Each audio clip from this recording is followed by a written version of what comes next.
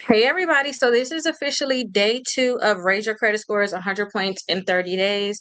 I tried to see if I can give you all the access that you needed for your course if you like bought your books, but I kind of been warning y'all to get y'all books early because I tried another way of being able to send y'all messages, and because I sent so many of them, these messages trying to get y'all access to the books, I lost the access. So I cannot send you guys access. When you guys get your books, you guys will be able to gain the access at that point, but don't trip if you guys need anything in terms of getting the course. Maybe you can personally reach out to my team, so call us 407-374 let me put it down here so y'all can see it. 407 374 2747. So 407-374-2747, or send us a text and then I can look it up from that point, because at least you reached out to me first instead of me just look like I'm spamming out with messages. So yeah, y'all let me know if y'all need to get access to that, and then I'll make sure I get you access. Okay, let me make sure I add this here. So it's officially 12:05. So yesterday y'all should have got your credit reports. I have that simple credit report that we already reviewed. So let's go ahead and just open up our books and see where we were. So with the Raise Your Credit Score, this is the book that we're doing right now. You guys should already know this, but you guys should have already gotten your credit reports yesterday. Now, today we want to review your credit report. So today we want to review your credit reports and know exactly what's wrong with it. I told you guys I was unable to give you access. If y'all need to be able to get access to this, though, let me tell y'all where it's at. You just go to my website, Rakita.com, and then scroll down to where it say like the 6 months of letters. Because I showed you guys that early, but some people came in after 12:30. I put my shop on TikTok. Once I put my shop on TikTok, I can't really say anything to y'all. If I say anything.com, they're gonna think I'm trying to send y'all somewhere, and I don't want to mess up my access over here. So just make sure that y'all are here from 12 to 12:30 Eastern Standard Time if y'all want to know everything like the real with the .coms and all that good stuff. But you go to Rakita.com, you scroll down to the bottom, you all will be able to see that link. It's a $1 trial for Identity IQ. Okay, so that was our day 1. That's what we had to do yesterday. Today it's all about understanding understanding your credit scores. Okay, so I'm going to try to make this as simple as possible. Do not overthink this. It's not that hard. It's really not. I want to make it as simple as possible, okay? So 35% of y'all credit scores is made up of your payment history. Let's just talk about what payment history can be. And that's just making sure that you're paying your bills on time. That's why I tell y'all to put all of y'all credit cards on auto pay. If you already messed up and you have late payments, now we got to try to reverse it. And that's when y'all are going to do some goodwill letters. I believe day number 8 inside of here. Yes, day number 8 we go over goodwill letters, but y'all already had that inside y'all course. Y'all can get access to that now. You have to send those letters to the actual company on day 8. I will show y'all exactly how to do it, but some people may want to work ahead, so I just want to tell y'all what y'all have to do with it. But you have to get the goodwill letter and you want to send it to the company. It's basically a sad letter. It's a letter where y'all just like, hey, I have some crazy stuff going on in my life. Basically, I was late. Can you please remove the late payments? And you tell them when the late payments were so that they can remove it. If the company don't remove it, I don't say give up that first time. I will continue to send them letters. I'll continue to send letters to different parts of the company, because I will hope that somebody there will be able to help me with this problem with the late payments. Okay, goodwill letters, y'all was really late. Y'all was really late. You got to beg them, because you don't want them to delete the account. You want them to go in there and actually remove certain late payments. Okay, y'all can also send that letter to the credit bureaus, and the credit bureaus individually can remove it, but only send the goodwill letters. Sometimes if y'all sending certain letters, the credit bureaus may be thinking like, you know what, let me go ahead and just delete the full account. And it's like, no, I didn't want you to delete the full account. So you want to make sure that if anything, you'll be sending those goodwill letters. Okay, but late payments is 35% of y'all credit score. Okay, and guess what too, another thing you have to think about is, if this is 35% of y'all credit scores, if y'all don't have no credit cards reporting, y'all don't have any installment accounts, how can they even know if you're paying on time? You ain't even got nothing reporting. How can they even know? So you got to make sure that you're actually using your credit cards, okay, or just having credit cards. Okay, I say you got to have 4 credit cards, 2 installment accounts. I taught you guys the delusional method. I'll teach y'all again today, because we're going to be here for 3 hours, but I'll teach y'all after our lesson is done, which is today, just understanding your credit score. After this is done, then I'll go ahead and teach it to you all if y'all need help. But y'all need 4 credit cards, 2 installment accounts. The faster y'all do that, the faster you can start getting your credit scores up. And then next is maintaining it. That's why I say get 4 of them. Because when you get 4 of them, if you don't care about credit, you can just keep those 4 credit cards, no annual fee, and you can just ride off to the sunset with those credit cards. Okay. So utilization, I said 4 credit cards. Your utilization, that's 30% of your credit score. So when you guys are out there maxing out your credit cards, this is going to hurt you a lot. You can see your credit scores drop like 80 points, 70 points, 100 and some points, depending on how much you max out your credit cards and how fast you did it, you know. But your utilization is a lot of to me, that's the biggest thing that you should work on, because we should not be late on our accounts, period. Like we shouldn't, that shouldn't be something. Like once you get to a certain level with your credit, you should not be having late payments. Honestly, if you have late payments, you should just master that. Just making sure you pay on time, because that's number one. But utilization really is that top thing. People could think they can get credit cards and just max it out, and you guys, you can't. I like for people to well, I like for me, let me just talk about me. I find that my credit score is the best when I have a 5% utilization or less. If I have anything over a 10%, I already know I'm just not at my best. So I always tell people, aim for the 10% utilization, and then try to see if you can get it down to the 5%. And that's what they're reporting to the credit bureaus. Okay, so that's the balance that they report into the credit bureau. So you want to make sure that your balances are low. Okay, just make sure your balances is low. So one step at a time, for sure, for sure. And you just need to know what's the fundamentals, the fundamentals of everything. Now, fundamentals, right? Y'all probably heard, oh, I thought it was 30%. No, 30% is just, we not gonna help you. You ain't gonna increase your credit score, and we not gonna lower your credit score. 30% is like your safe zone.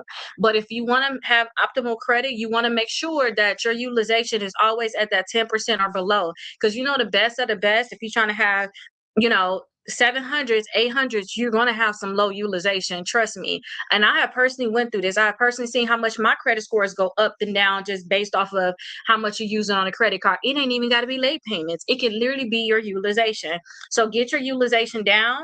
Okay, so that's 30% of your credit score. And again, make sure you have the 4 credit cards, because that can help balance out a lot of your utilization. Okay, credit age.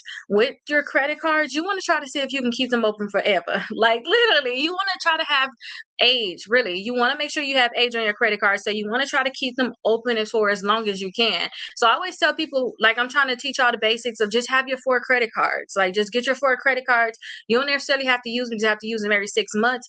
But get those 4 credit cards and just make sure that you're using them. Like I said, every 6 months, so that they don't close it due to inactivity, and you're growing your own credit right there. A lot of people say that, oh, I'm going to buy a trade line. I'm going to buy a trade line, get an edit in my credit report, because it's going to give me the age. You can start building your own age too. Some people trying to buy their way into having age because they want things temporarily, but please still think about your future. Like I think about like we have to think about our future credit and then our credit right now. Like, okay, of course you want this house, you want this car, you want this stuff now, and you just want to add a trade line on. But what about when you want to stand on your own 2 feet in 2, 3, 4, or 5 years?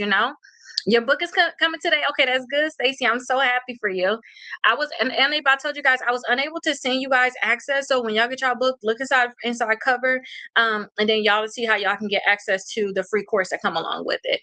Okay, but you want to make sure that you keep your accounts open for a long time. Okay, people are buying these accounts. Okay, so just try to keep them open for as long as you can. A credit mix. You don't just want to have a 4 credit cards reporting, or you just don't even want to have just installment accounts reporting. You want credit cards and you want installment accounts. You want both reporting. You just don't want to just have credit cards reporting. You want to make sure that you have both. So I say have 4 credit cards and 2 installment accounts.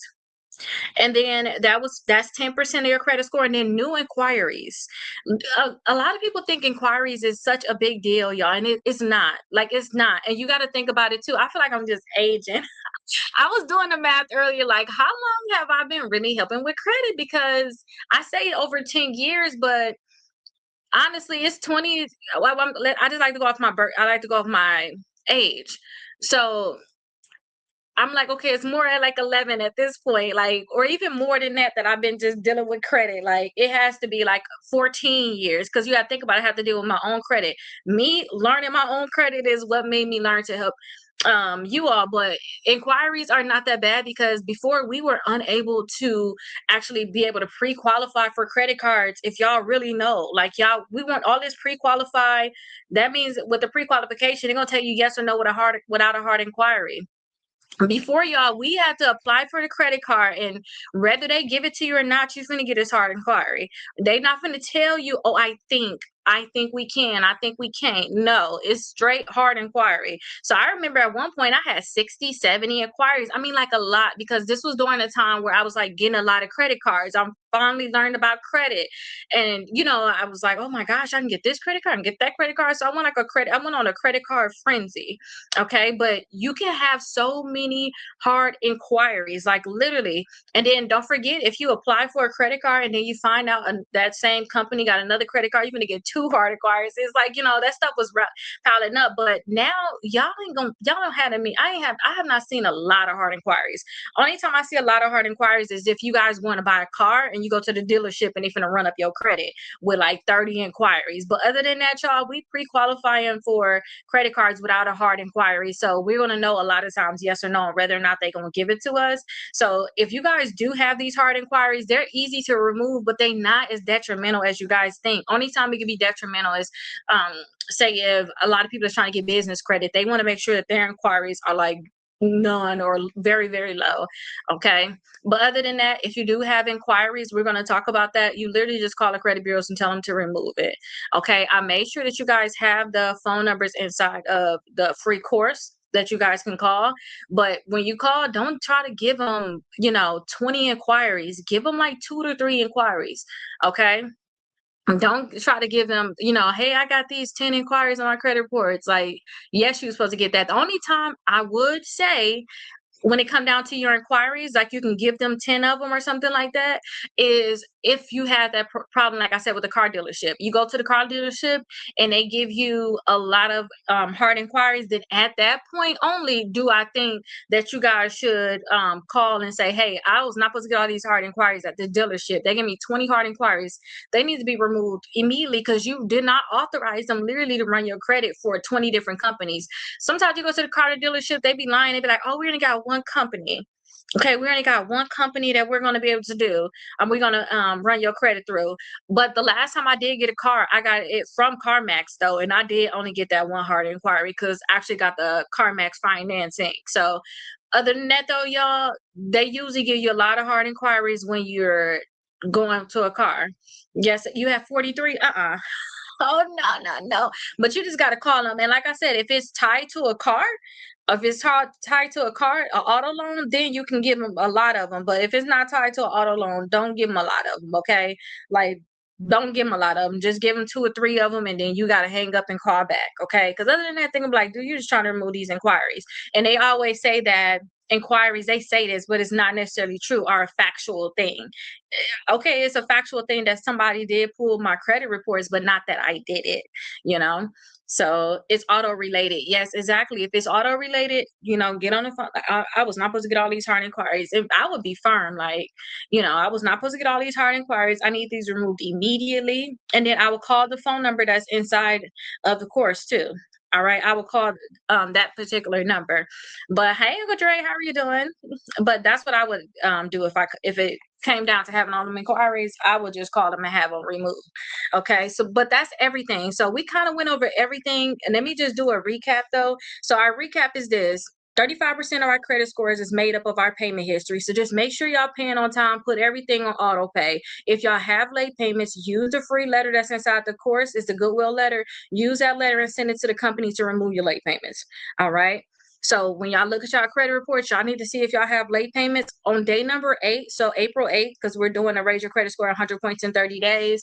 We're doing this book. We're on day number 2 because it's the second. Day number 8, we're going to do the Goodwill letter. So if you guys are just trying to follow along and keep your sanity, because that's what I'm trying to do right now, going live with y'all every single day. If y'all just trying to follow along, keep y'all sanity, y'all can worry about y'all late payments then. But keep in the back of your mind, like on the 8th, I got to get ready to do some letters. Like, let me be prepared for that. Because you want to, anytime you got to do something, something like letters, you want to get them out right away. Okay.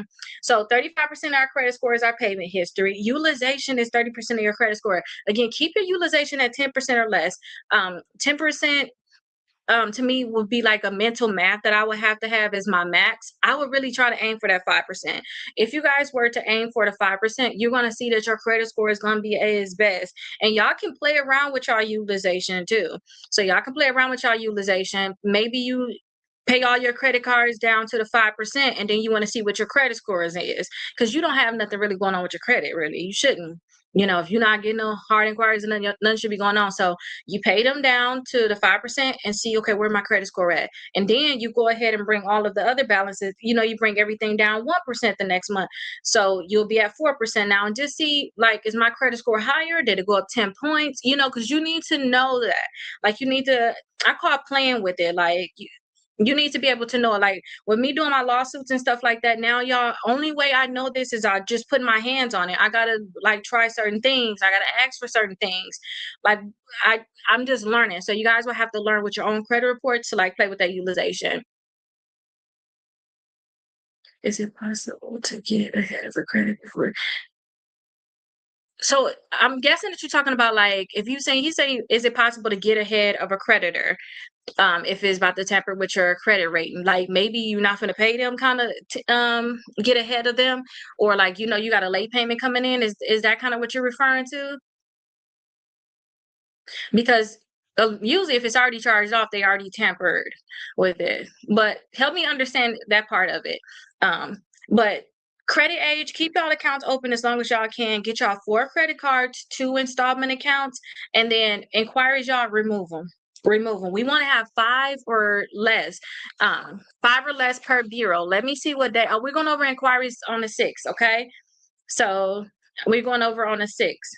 Yes, I can definitely help you with your credit score. I don't care. I don't care who you are. Like, I can help you with your credit score. We're doing the Raise Your Credit Score 100 points in 30 days right now. So we're doing it every single day. When you buy your books, you have a free course that come along with it. If you look on the first page, you will see, like, the scan for your free course. All of the documents and stuff like that, I just added in there. I add the videos in there. It's a free course.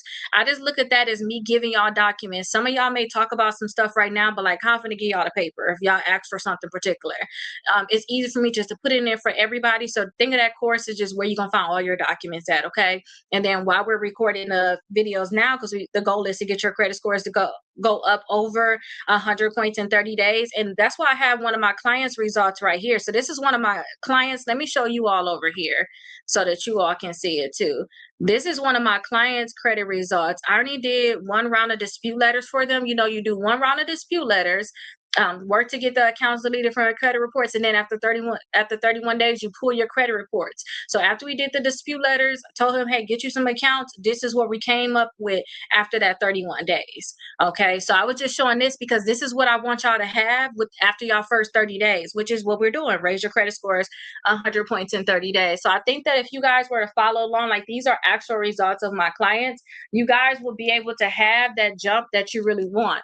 Okay, but you can follow along right here, and then you can make sure that you get your books, and then you'll know everything that you need to know. And if you need me to do disputes, I think that's my biggest specialty, or just looking at your credit reports, I think that that's the biggest thing that I can help you with. Okay, but that is really everything that we have to talk about today. If y'all want to, I can start. Let's look at this credit report that we have. So let's look at the credit report that we have, and let's go through it, and let's see, like, what we're looking at with them. Let's look at their negative accounts. Let's look at how many accounts that they have. Let's look at this credit report. I'm going to teach y'all, like, how I look at credit reports, how I read it, so that when y'all get y'all credit reports, maybe y'all don't need me to read it, because I can teach y'all how to read it. Can you look at my credit report? Yes, I can. Do I have it, Stacy?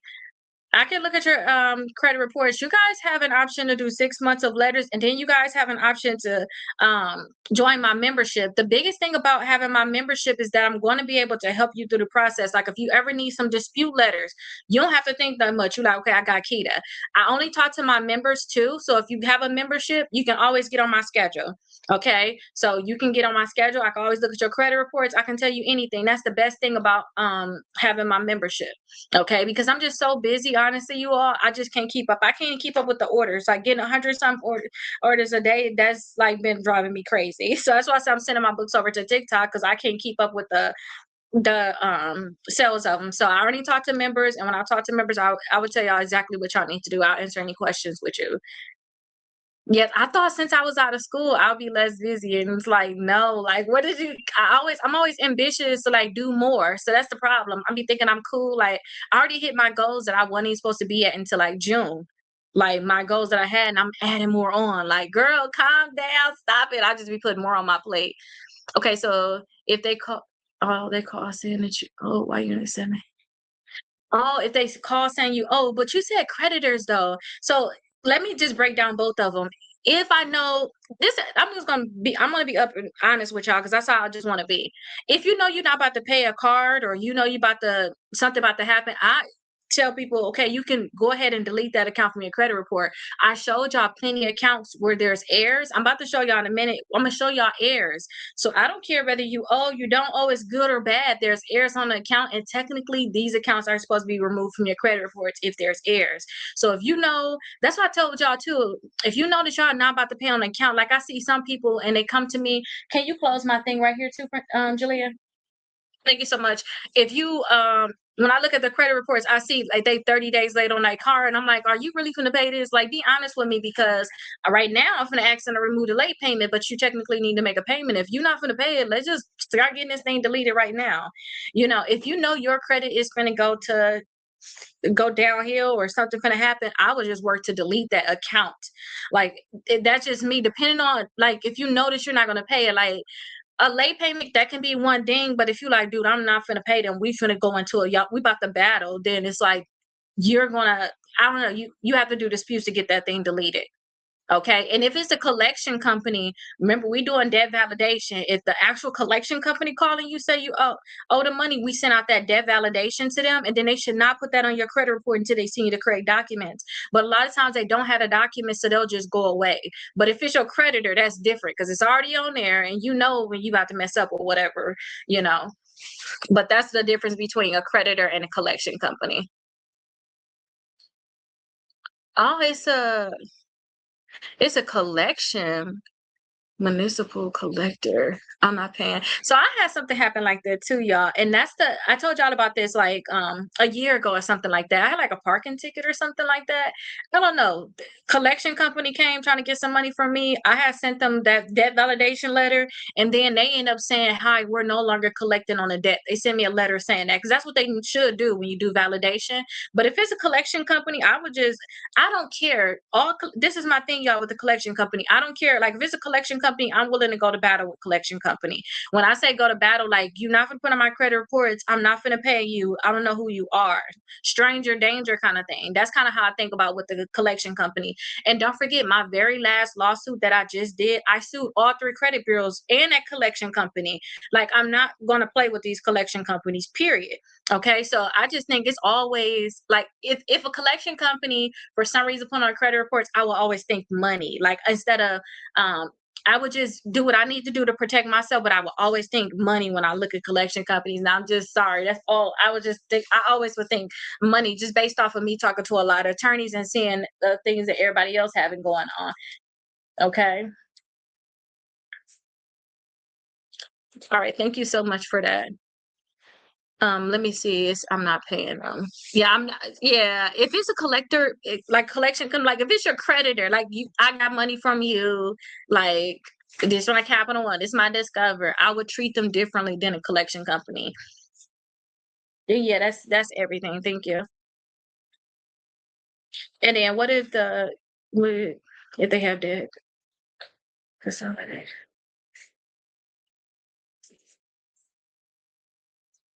See, I don't know none of that stuff. Like the debt consolidation, I understand debt consolidation, but the chair of ownership, like debt validation. But this is the thing, y'all. This is the thing, and this is only from experience. And I told y'all I'm gonna keep it simple from what I have seen. Because some of y'all come on here talk about what about arbitration? I don't know about no arbitration. I ain't have to go to arbitration. When I did my lawsuits, we settled it on out, and Only time I think of arbitration is if you have a contract with a company, because I was just looking at some contracts. So if you get in contract with one of these, get in a contract because you do a settlement agreement with them. And if y'all have a dispute off of that, then y'all probably put in the paperwork that y'all mandatory going to arbitration instead of like going to court. But like my thing with the collection companies is this, y'all. This is how I feel like I can catch them up. And don't forget, I took a course as if I was an employee of a collection company. You know how the courses you can take? I act like I want to be an employee because they tell you what you better not do or you're going to get sued. Okay. So the thing about these companies, if y'all ever want to slip them up or you want to figure out, okay, what can I get them on? Because I ain't trying to pay them, because they trying to get money from you. You should be trying to get some money from them. That's how I look at it. Okay. So the thing is this. You want to know what the balance is on that account and you want the full paper trail of it. You want the full paper trail of how they came up with this amount. A lot of times these collection companies of like mess with our dollar amounts. Like if you look on Credit Karma, you'll see like your collection to change by $1. If you're saying that, I'm not trying to be our lawyer, I'm not trying to give you legal advice, but one of the things I realized is that with the FDCPA, the Fair Debt Collection Practices Act, they're supposed to collect on the actual amount. So even if they off by $1, sometimes what they'll do is if you owe $361.32, they'll round it to $362. They're not supposed to round. So if you see that right there on your thing, then that would be my thing. Like this company is trying to collect, they're being false in their practices. It's fair debt collection. You got to be fair when you're doing your debt collection. It's a practice, it's an act. Okay. It's a federal act. That's why I said I like to go to federal court. So you can catch them up like that. And then also, if you want to talk about documents, my biggest thing is I like to just look at the credit reporting so I can just get you in court. Okay, once I get you in court, the next thing is, hey, I never got validation. I never got these documents. So you can bring up all of the validation part like that. But to me, I wouldn't just go to court from that. I would want to see the reporting of it because you got to have some type of damages. My professor made it very, very clear, y'all, that we need to have damages. So you applying for a credit card getting denied, that's a damage. So if they just don't give you validation, what you finna sue them for? So I like them to put on the credit report because once they put on the credit report, they're gonna be wrong. They're gonna re-age the debt, which is based off your last date activity. I'm going to show y'all that now because we got time. So I'm going to show you guys that. We're going to go get into what we're like actually reading the credit report, but I'm going to show you guys that. So I want to look at their last date activity and see if they're re-aging the account. And then I want to check their balance too, because they probably got the balance wrong too. So once I see they got this wrong, I'm like, hold on. You're verifying the account with the credit bureau. Send me full validation because another problem I have seen, and I hope I'm not being long-winded with this, but it's a lot that go into it. Like when you start thinking like a lawyer, they try to figure out any way to get out of it, and you got to figure out any way to make them stay in it. You got to be like, but look at this happened.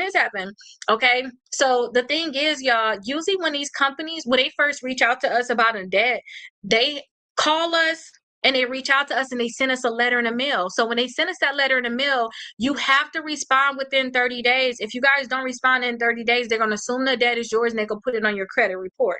Okay. You have to respond today. That's why in 30 days, that's why I say do the debt validation. But this is the crazy part is a lot of these companies, they'll still put on a credit report after the debt validation. But as long as you sent that thing out certified, they don't know that you fully know your rights and you're willing to sue them.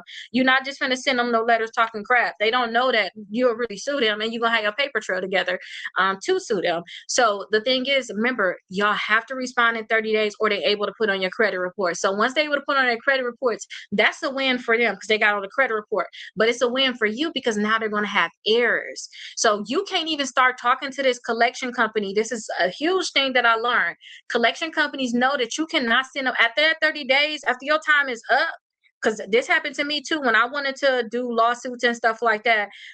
Early on, you cannot send them a letter directly. You have to first talk to the credit bureaus. Once it's on the credit reports, you got to talk to the credit bureaus first. They know if you contact them first, they don't have to answer you. Okay. So you have to talk to the credit bureaus first. After they verify it, like the account come back verified, then you could talk to that collection company.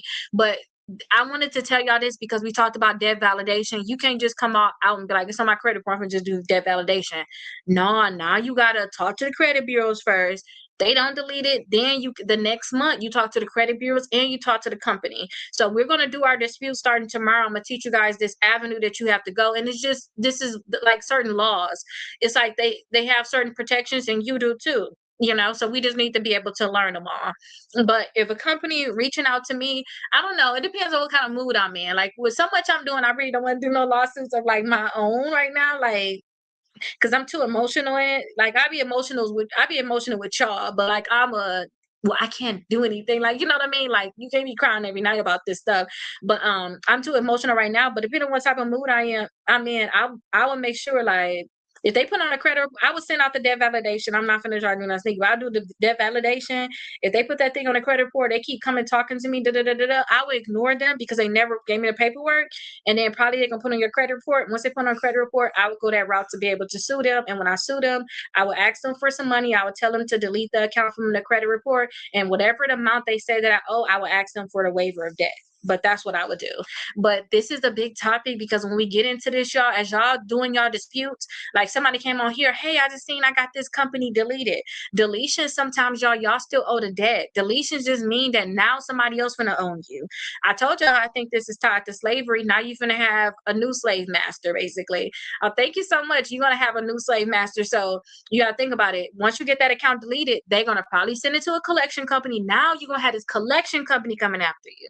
So you already, you got that account deleted, they're gonna send it to a collection company. So you have to be ready for battle with these collection companies.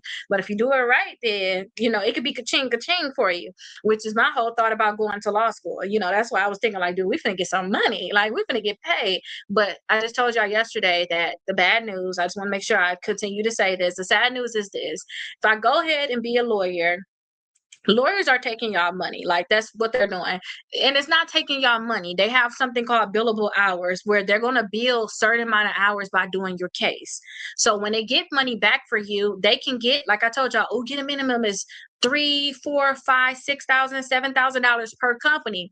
The lawyers can do that too, but since they build so many hours, they're going to try to get you down to only you getting 1,000 of that or $100, and that's just not right. So I was thinking, I'll send y'all case to a lawyer. They'll give me a referral fee. They'll give me a percentage of whatever they get from the case. But you got to think about like that. That would still be lit for me. But I would know like, dude, y'all finna be getting $1,000. I feel like I'm being a sellout at this point. Instead of me teaching y'all how to get y'all own money, because y'all go ahead, like I said, if y'all just do a minimum of $3,000 per company, you sue all 3 credit bureaus, you got $9,000. Okay. Plus you probably, you most likely suing a company because they're the reason why you suing the credit bureaus. So you add that on, that's additional $12,000. And when you do it yourself, and I think that y'all should get way more than that. But I'm just saying, if y'all scared, if y'all scared because you got to negotiate, it's a back and forth negotiation thing. You may be like, Keith, I've been at this for 2 months and they're not trying to budge on this 3,000 or something. You have to just say whether you're going to stick through it and continue to go hard on them, or you're going to just accept that or whatever. But in minimum, y'all can get $12,000. I'd rather y'all do that than for me to send out to lawyers. The lawyer's gonna get rich, and I'm gonna get rich too, y'all. I'm gonna get rich too. Send it to the lawyer. I'm gonna get rich too, but then y'all gonna get $1,000. Like that was I just can't do it. I just can't do it. But I'm just like I told you, I still got some student loans. I pay off my student loans. I'm seeing how it go. I had this reality just within myself that this is what it's gonna be, and I just don't want to be a seller. And I already told y'all finna get some money, and I sent my. I don't know if I can say this. I'm gonna have to consult with a lawyer on this part. But yeah, I think I can say it. I sent my client to it. I can say this. There's nowhere in the contract where I can't say this. I have to be careful what I say, y'all, because the stuff that I say, y'all, they don't want me to say this. Like y'all seen, I told y'all the back and forth with me and TransUnion. Like we had a settlement. They for some reason or another want to back out, and they said, hey, it's because she have a credit company. They literally provided screenshots of my company saying she need to be totally confidential in terms of the terms of the whole lawsuit. And it's like, no, that's not what our agreement is about. So yeah, think about it. I have all these companies that don't want me to be able to talk. So I have to just be careful with everything I say. But I send my client to an attorney, and y'all, this is what happened to him. And I'm just like, hold on. This is not what it is. But some lawyers, y'all, I told y'all before, that's why I want to become a lawyer, because the lawyers are not up to par. And to me, them not being up to par, they not being good lawyers. I'm not saying that I'm just Good, but I am saying that, like, I haven't found that lawyer yet, and if I found that lawyer, it's such a gatekeep. It's a gatekeep because they don't. I guess I tell y'all too much in a sense. They don't want this information to come out. The way that I'm finding this information out is just by helping with cases. When I help with cases, then y'all to be able to y'all to see what they're gonna say to y'all. But you put your lawsuit in, they start saying immediately they want to settle. It's like, dude, I didn't even get in the door yet. We haven't even started discovering you trying to settle but y'all to be able to see that when y'all get in. So I'm like torn with this lawyer thing right now because of those reasons. Okay. But let me see. Let me catch up on my stuff, my questions, and then let me open up my shop right now. I just cannot say any .coms, but if y'all okay, I didn't add it. I just can't say any .coms, y'all. So if y'all want anything in particular with me, it's on our website, Rakita.com, okay?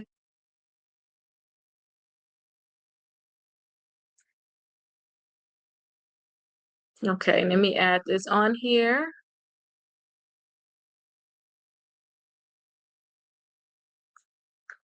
All right. Let's pin this. Let me do my flash sale.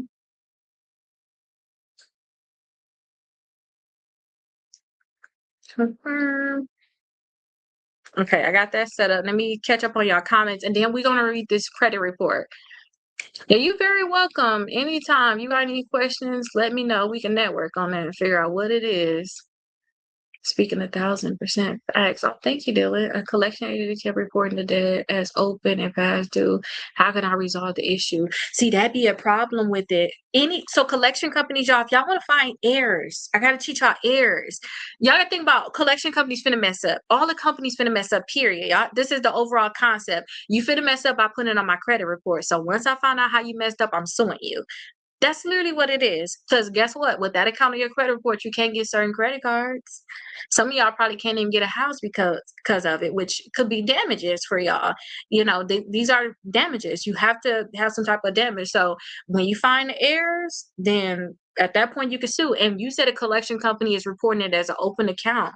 A lot of times they report it as an open account and they have the past due point on there too. Open account, past due. Some of you have payment history. That's bad reporting for these companies, even if they have terms. You don't have terms with collection companies. So if you see that they have terms reported, you can see that that's an error. I'm going to dispute this account and tell them it's supposed to get deleted because of this reason. When they don't delete it, I'm going to apply for my credit cards. I'm going to try to live my life as best as I can. And if it don't work like that, then I'll go ahead and sue them. Like if I can't get what I want, I can't live as best as I want, then I would just sue them. Okay. But that's what it is. When you see that they have it as open, they have it as past due, or they got any type of payment history. Payment history or sometimes your terms too. It's another thing. Payment history and terms is two separate things, but I'll show y'all where it's at on y'all credit reports. Hi, good morning. Well, good afternoon now. Good morning to some of y'all though. You still haven't started yet with yours? Oh no. Well, guess what? Yeah, I am doing a lot right now. Like everything that I'm doing right now is a lot. This is more than I was doing when I was in school. Like it's a lot that I'm trying to do right now. We gotta buckle down and get this stuff done. If we gotta stay up, we gotta stay up no matter what. Like you gotta at some point you gotta like go hard. Like I bought me some my little bottles because my health is my biggest thing right now. I bought me some bottles, so I've been juicing. I juiced enough for the week, so now I'm getting my juice all week. I'm trying to get whatever I need to do, put some stuff in place so I can have more time. But we got to get this stuff done. Like anything y'all got going on, if I can help y'all with it, I'll definitely help y'all with it. But we got to get some stuff done. We got to buckle down with everything in our life right now. Like, do y'all not see the stuff that's happening around us? This thing can go good or it can go bad. But I'd rather be prepared for if it go bad. Like, I want to be fully prepared. So everything we got to put it on ourselves right now. This is the season where we really got to put some work in, period. And probably because I put my 90 days. Like, we starting a new quarter right now. Like, this is the start of a quarter. This is second quarter. Y'all, do y'all understand that this is second quarter?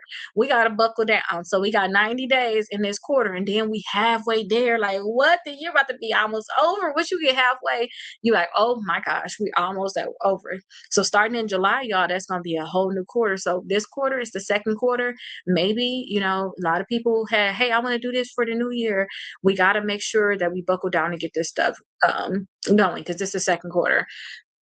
And how fast does your credit go up after paying off your balance? It just depends. And I'm going to answer y'all questions. We're going to be here for 3 hours. I want to let y'all know that. I already plan to be here for 3 hours with y'all every single day. If I got special stuff going on, I'm still going to be with y'all for 3 hours. Everybody else going to just figure it out. And if I'm out and about, I'm going to still be on here for 3 hours. I'll have me something where you're going to be able to communicate, okay? But y'all can just leave out questions, and I'm guaranteed I'm not finna like miss a question unless it's like a crazy day or something.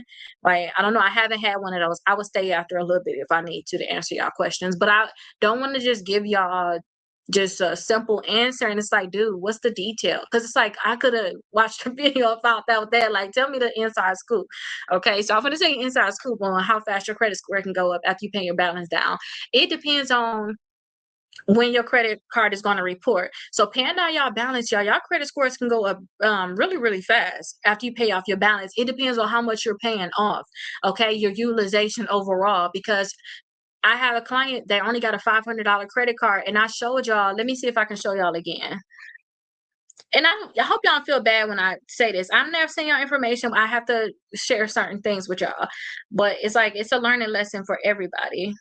Oh, I don't have it. I think I showed it on my phone, but let me show you. Let me tell y'all what it is. He only got a $500 credit card, but since he's over the limit, that thing, for one thing, his credit score he was at 80% on this one credit card, y'all. Just think about if y'all know utilization. You already at 80%, and then you spend like $10, it'll send you over the limit, and then your credit score dropped 37 points. So if you already at 30%, you already know you lost a lot of points. You lost a lot of points. All right. And then on top of that, too, you go up only $100 and your credit score go down 37 points. If he was to pay off that credit card, I know that would probably be his 100 points by itself. Because how is it that you at 80%, you got $100 balance? You added $100 to your balance, your credit score go down 37 points or whatever, 37, 36, 35, within the 30 range like that. It's no way. Okay, so the sooner you pay off your credit card, the faster it's going to go down. Now, this is the trick, though, depending on how soon y'all trying to get your credit scores to go down. Y'all got to think about it. Y'all talking to somebody that helping people buy homes, where I'm trying to help y'all get your credit scores up ASAP. And utilization is the biggest thing that a lot of people don't want to do, because they got to have money for their house and to pay the money for their house and to pay down their credit cards. But credit cards is huge. So if you're really trying to get it to go up the fastest, pay the one that's going to report the soonest. So look at your due dates. Don't just say, oh, I'm gonna pay this one. This one got a little smaller balance. This will be good. It ain't gonna probably report to 3 weeks. Like, look at your due date. Today is technically the 2nd, right? Because y'all gonna be watching the replay later on. It's April 2nd right now. If I have credit cards that's due on, let me use my kid's birthday so I can remember this. If I have credit cards that's due on, it's the 2nd right now. I have one that's due on the 5th. I have one that's due on the 7th. I have one that's due on the 22nd, and I have one that's due on the 14th. The one that's going to make my credit scores go up the most is the one that's due on the 5th, because that's going to report. They only report your balance once per month, y'all. So after they report your balance, which is about 3 days after your due date, that's it. Whatever your balance is at that time, that's what they're going to report. You can max out your credit card after they report it. They will not know until they look again on what your balance is on your statement date. That's basically what it is, your statement date. Your statement date is usually 3 days after your due date. I don't like to say like statement date, but I don't like to say all that stuff. Y'all do need to learn it, but it throws y'all off. So this is what it is. Whatever credit card going to report the soonest, basically whichever credit card is due the soonest. You got one again that's due on the 5th, you got one that's due on the 7th, you got one due on the 14th. I don't care what that balance is on that 14. You may be like, that's easy to pay, or I can take a huge chunk out of that. First, put all of the money that you have on the 5th. If you're gonna max that out because it was just a little smaller petty credit card, well, not max it out, but you're gonna pay it all off and still have a lot more money left over. Good, pay that one off and then pay the next one that's going to report to the credit bureaus. So I don't know if y'all ever heard of like the avalanche or the snowball. I don't know what to call this thing, but it's just my credit payoff for utilization purposes method. With snowball, you're gonna pay the one that has the smallest bill, and then once you have that payoff, you're gonna roll over that money that you were paying plus whatever extra to the next credit card. Okay, that's the snowball. Avalanche, you finna take the one with the highest interest rate and pay that one first. And then you're gonna, whatever, when you're done with that one, the first one, you're gonna roll that money you were paying for the first one plus any additional money to the second one, right?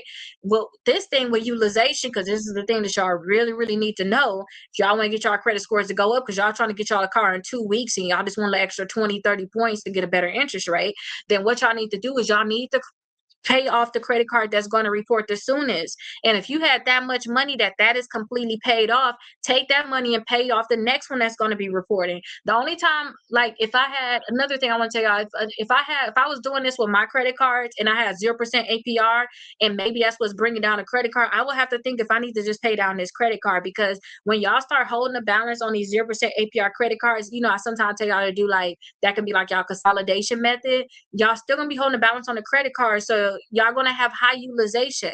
Okay, that's just gonna be a point in your life where you at until you pay off those credit cards. But sometimes y'all can still have them 0% APR credit card, and then y'all got all these other little credit cards around there that you can just pay all of them off, and it'll still bring your overall utilization down. So pay the one that's the soonest, and then pay the ones right after that, because look at your credit reports. Y'all gonna have to test this. Y'all have to look. Y'all have to do something and then see what happened. Do something, see what happened. That's how I learned about credit. That's how I know, okay, once you do this, you're gonna get about this many points. Then you do this, you're gonna get this many points. You're gonna know exactly how many points you're gonna get. Okay, so pay down your credit card. Look about 3 days after your due date. Once you get a notification, hey, your statement is ready.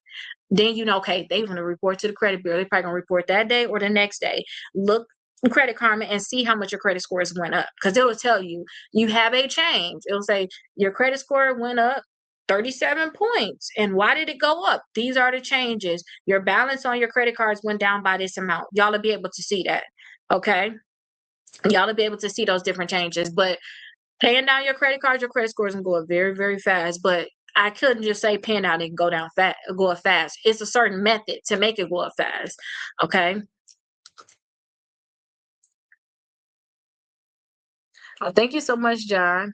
So always pay the soonest due in the month first. Got it. That's not necessarily true. Only if you have utilization problem. Once you get to the point where you maintaining your credit, and when I say maintaining your credit, like to me, my maintaining my credit, I never was the one that always paid my bill in full. I ain't gonna lie to you. I never was her. Was not her. What I did was I paid my statement balance by the due date, though. I did that. That way you don't charge me any interest. Okay. But I wasn't going to pay you off in full. So I just started to do the statement balance by the due date. But again, depending on how much money you put on the credit cards, that can be a lot that you're paying. So I like to just do that. Once you just and then also after that, my utilization may still not be the best. It may or may not, depends on where stage I am in life, what I got going on. If my utilization not the best, then I would pay extra on whatever gonna report the soonest. But I don't care about my utilization if I'm not paying for nothing. I'm not gonna finance nothing, should I say?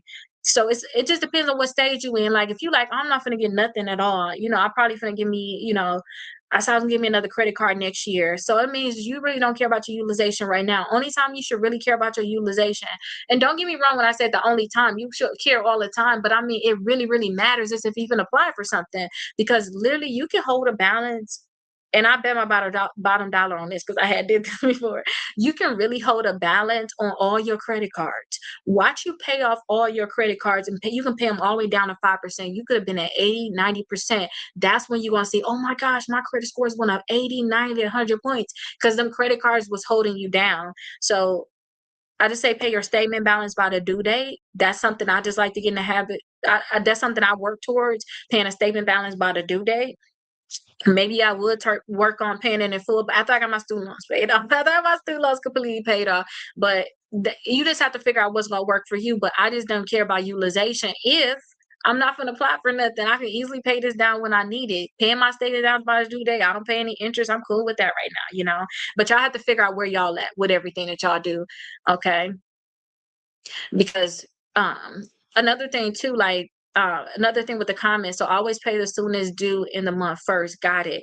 Another thing I used to like to do too, because I was like, I need to train myself that like I don't need this money right now. Like I have to start training myself on certain things because of like where I came from and like how I grew up with finances and stuff like that. So I used to try to train myself to the point where it's like, okay, on the first of the month, remember I told y'all first of the month, check my credit, ask for increase, I do all the good stuff, right? On the first of the month, I just pay everything off. Like, you know, I'll pay all my statement balance by the I'll pay all of my statement balances ahead of time. Whatever it is, I'll just pay it all off. Like I'll just have it all paid off by the first. That's what I would do too. But y'all just have to figure out what works good for y'all. It just really depends on where you at in life, what's your stage of life you in. Oh, Yolandra. I'm gonna make sure I get your books out. So I just paid for the books. What all come with it? Let me go over the books because I've been just answering questions. So you pay for the number one. So you have 4 books in one, plus you have a free course. So this is the book that we're doing right now to raise your credit score 100 points in 30 days. You have it in here. You also have this workbook right here. It's called the Strong in 75. This workbook right here, let me show you the inside of this one because they were once individual, but I made them where you can get all of them because now you're going to be able to get that fourth one for free. So this is what your workbook is going to look like. Okay. So every day is going to teach you something for 75 days. You can keep notes in here. And I swear, I promise y'all, if y'all talk to me enough, y'all be on here, y'all taking notes. Maybe y'all talk to me about something y'all doing on your own time, doing this workbook or something. And then y'all had a free course where I went along with this one every single day. Y'all keep notes in there. Y'all never need nobody to help y'all with y'all credit. Y'all be so independent with y'all credit because that's how I want y'all to be. I don't want y'all to depend on me at all for credit. That's why I'm just saying everything because I want to move on. Y'all told y'all I'm into investing. I just joined my little investment group. So I got a whole bunch of people I can talk to now instead of me just trading and stuff on my own. I want to do that, and I want to do lawsuits only. Like all this credit stuff, I want y'all to be able to know that fully, so y'all don't need nobody for nothing. Y'all like, no, Keita taught me everything. But you have this book right here inside of your 4-in-1 book, but keep notes in that. You're going to start off when you first open your book. That's what it's going to start off with. And then when you go to page 1, because I want to kind of make it where you can see when you go to page 1, that's when you're going to start doing a raise your credit score 100 points in 30 days. But keep notes in this one. Okay. You're also going to get the suing to win. So I told y'all how everything I think about with these collection companies, even these creditors, you know, I tell y'all, don't fall in love with these creditors. You may one day need to sue them. Like I had to sue my creditors, y'all, but I have $40,000 worth of debt that I did not have to pay. Okay. And I don't feel no type of way about it. Okay. So I teach you guys how to be able to take action and actually sue those companies. Okay. And then I also teach y'all not just to not have to pay $40,000 worth of debt or not have to pay debt, how to get the account deleted from your credit report, because that's the major thing, so you can move on with your life. And then also ask for some money, because that my very first case, y'all, I didn't know to ask for money. That was years ago. I wish I would have known to ask for some money. I'm telling y'all, I could have had like $35,000 worth of, like, I could have $35,000, like literally, if I would ask for money based off of what I would have did. Like I would ask for some money. And then last but not least, you're gonna have this 70 dispute letter book. So this is the number one. So you're gonna have the 70 dispute letter book, and you're going to see your dispute letters like at the back of your book. Okay, so this is my copy, but you're going to see your dispute letters. You got 70 of them at the back. Now, when you get inside your course, you're going to have the master class for the raise your credit score 100 points in 30 days. What we're doing right now too is going to be, and of course you can do the repay so that you can go over it, because we're doing this every single day, 12 p.m. to 12:30 p.m. Eastern Standard Time, and then I take 2.5 hours just answering y'all questions. But the whole 3 hours that I do, y'all will be able to have it. But you have that free course. So all the documents that I always talk about, any documents that I ever talk about, like, oh, you have this, you have that, that's where, you know, you'll have it in your free course. And then you also, what comes with it now too, I give you the thing to explain it more, that it was once the 4 books, but now they all together. I'm also giving you all some sticky notes inside of there so that you guys can keep track. Y'all seen I already started like keeping track inside of myself. So I started keeping track myself inside of my book, and then y'all always get a pen. Give y'all some type of pen so y'all can get into it right away. Ain't no, no. I don't want no excuses. You can literally open it right up out the pack and get started with it. But this is the number one right here. It has that blueprint book. If you guys do the number two, then you guys will get that bankruptcy book included. So the number two have that bankruptcy book included.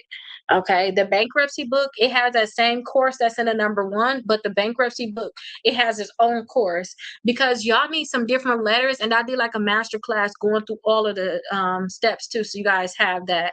But y'all need some bankruptcy letters. Y'all have some bankruptcy letters in here to like remove the bankruptcy.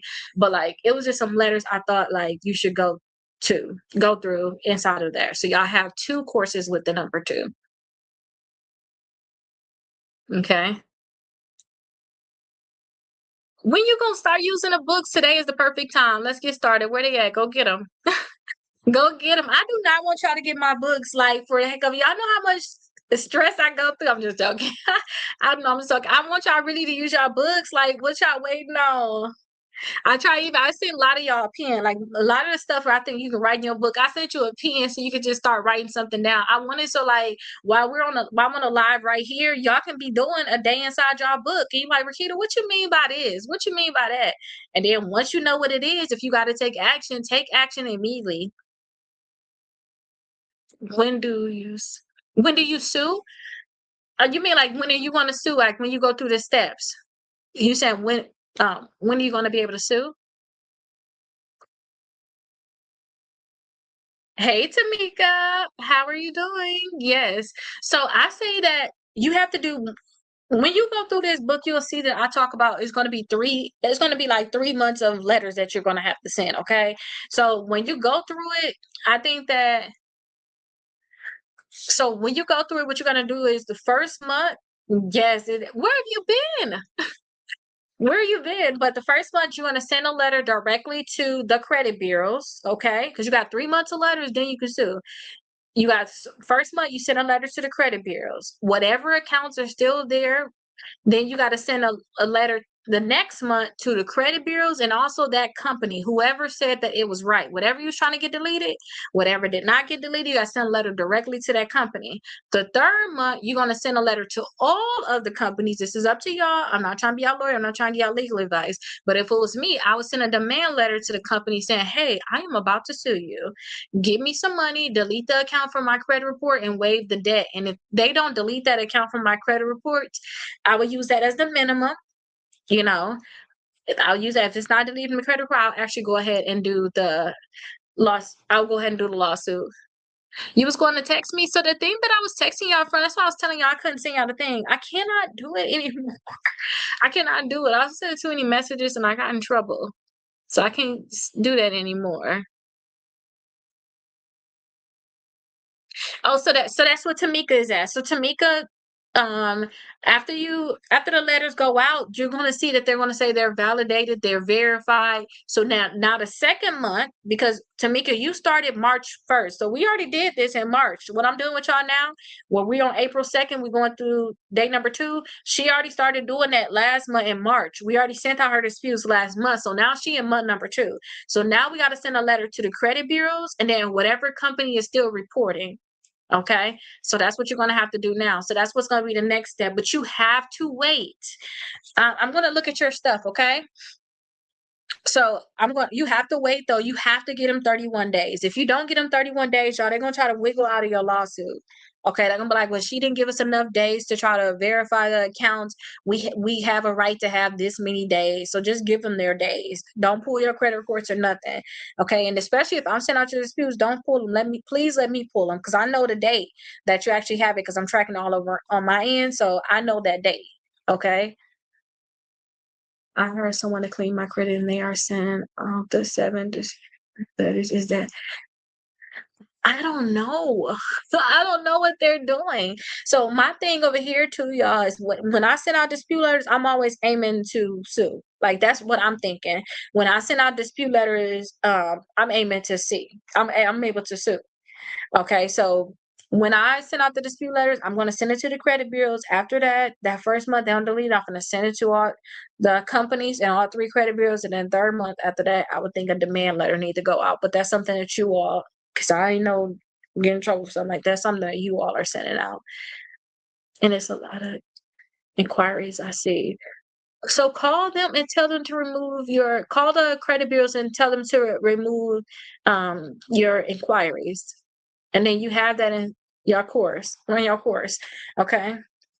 Let me show y'all because we already an hour in at this point, and we ain't looking at a credit report, but that's fine because this is extra anyway. Let me show y'all this credit report. Okay, so let me remove this.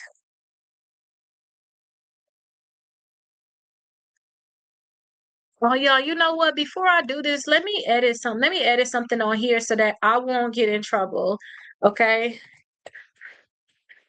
Let me edit something on here. Maybe I'll just answer y'all questions until the end. And let me edit it and then show it because I don't want to get in trouble.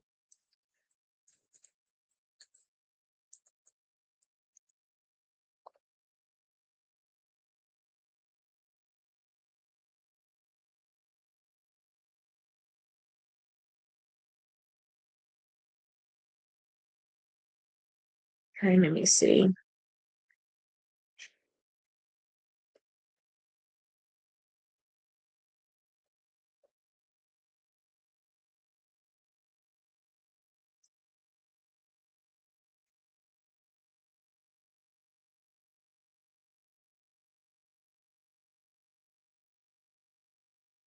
Yeah, let me edit this because I don't want to get in trouble, but I want to show y'all.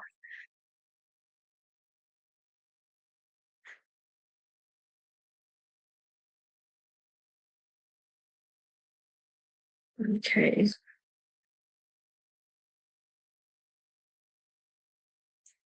Okay, perfect. Yeah, so I just got to take this stuff off of here.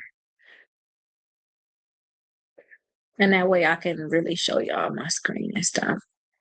Anjali, you done?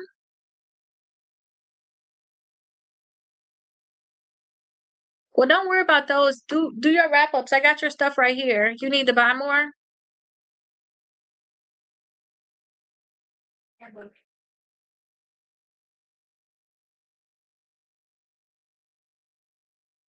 Okay. Let me also make sure to I put the discount on here for you all. So right now, yeah, I'm just trying to clean up this report some so that I can show y'all. I don't want to get any type of violations or anything like that. So let me just clean it up so I can fully show y'all the credit reports. The books that I have, the number one is you have 4 books that come along with that. And then you also want to get one at the number one have the 70 dispute letters, and then number two is good for people to have a bankruptcy because you have bankruptcy letters because you have 2 free courses with the number two because you had a bankruptcy course, and with the number one you guys are having the 70 dispute letters and you will also have a course included with that one. So yeah, I'm just cleaning this up, then I'm gonna show y'all exactly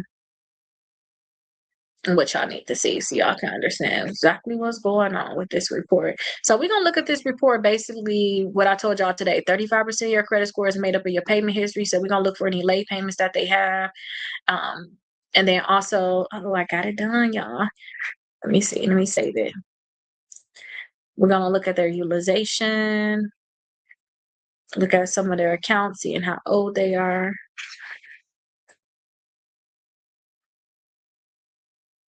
Okay, perfect.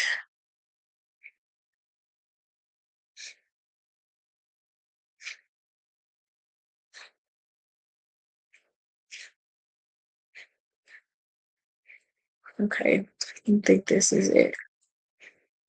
Yes, let me just double check. I don't want to get in trouble. If I get in trouble, I'm not gonna be able to go live. Okay, perfect. This looks good. All right, let me just make sure the shoe guys over here send me, and then okay.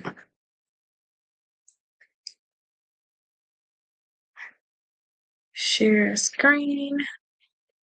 Okay, perfect. No window. Share it. Okay, good.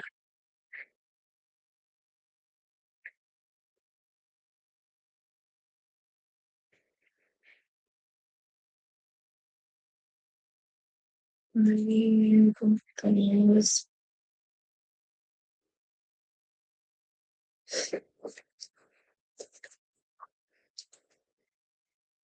so let me go ahead and let me make sure that you guys are looking at it. Hold on, you're in, and then I'm gonna flip it to for y'all to see it. Okay, so y'all can see it now. Okay. And then let us go look at it now. Let me flip y'all. All right, y'all. So here we are here. Let me move this on about the way. Okay, here we are here. Maybe I need to back out some so y'all can really see it. Okay, can y'all see? Y'all should be able to see it good. Okay, so y'all, this is that sample credit report. So let's kind of go over what we're supposed to go over today.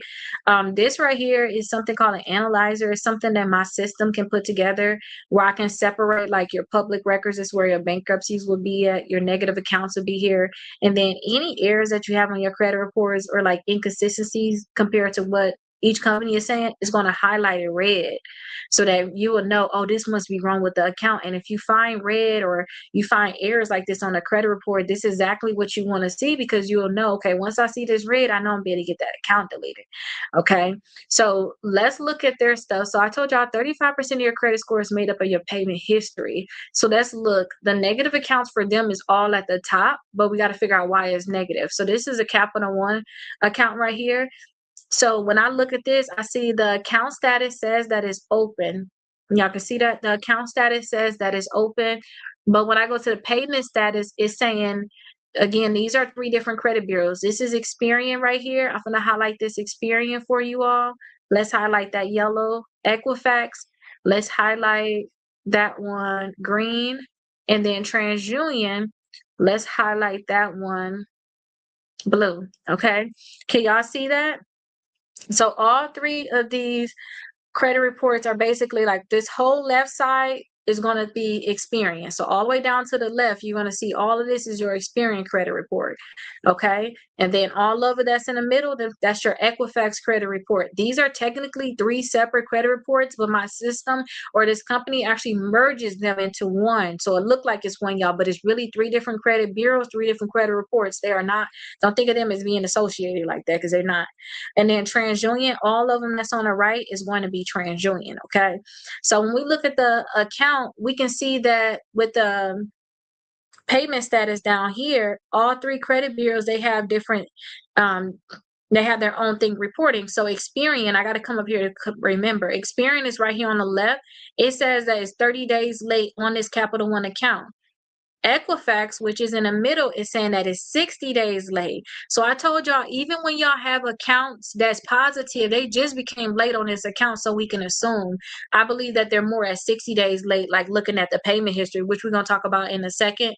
We're going to look down here in the payment history, but I think that they're more at 60 days late, but they're going to have reporting errors, like all of the account positive or negative, they have errors, period. They do have errors, and they're not going to fix it like they need to. So with this account right here, they would really just do a goodwill letter because they got late payments. That's the only thing that's wrong with this account. There's nothing really wrong with this account other than the late payments. So I would tell them, hey, just bring your account back current. They minimum payment is only $48. You know, the balance on it, you can see is over the limit. Because look right here, the credit limit is $300, but the balance, and you can see Experian and Equifax is saying that the balance is $338, right? But when we look over here on TransUnion, they saying 293. So that's a problem right there. Okay, but they basically can just pay down their credit card. And with this one like this, with a balance this low, I would say do everything that you can just to completely pay this off and then do some goodwill letters and don't mess up with them no more. But if we look down in this payment history for this account, it's not just the bringing this one back current, because sometimes you'll see that it's only a problem with your payment status. It'll say like 30 days, and then your payment history will say, okay, okay, okay. They actually have multiple late payments on their credit report. So this is a very old credit report. So when y'all see this right here, this means December and this means 2019, okay? So it seems like in December 2019, they started being late on the account, and then they stopped being late May 2020, but then they had 2 months of no late payments, but then starting in August, they started their late payments back up. Okay, so for an account like this, they really need to remove these late payments. This is quite a few late payments on the credit report. But as we go through this credit report, y'all gonna realize that they don't have any other positive accounts that's like really their own, really. Okay, they're at the stage where they're at a different stage of their life where they like, dude, it's over for me right now. I just gotta get this stuff deleted and I gotta start new. We gotta know when to hold them and when to fold them. But seriously, we gotta know when we gotta just start anew, like, and that's kind of where they at. So they got this US bank account right here, and I automatically go to the account status. It don't say open, it says it's derogatory. Okay, then I go to the payment status and it says that it's a collection and charge off. So immediately, y'all, we don't care about no late payments in this payment history, none of this. This count gotta go, period. It gotta go because it's saying it's derogatory, okay? So we got to get this account deleted right away, period. It has to go. Okay, so I don't even like to look at nothing else on the account. I can see it's so many errors already. Some people want to talk about their accounts. I don't care. I don't like to talk about it because maybe I got a lot of stuff going on in my head, like helping with lawsuits. I like to talk about the case. If I see red spots on it like this, I already know you messed up. Like, what is there to talk about? Delete the account immediately. So you can see right here the date open is different on TransUnion compared to Experian and Equifax. And then when you look right here with the credit limit is missing on Equifax.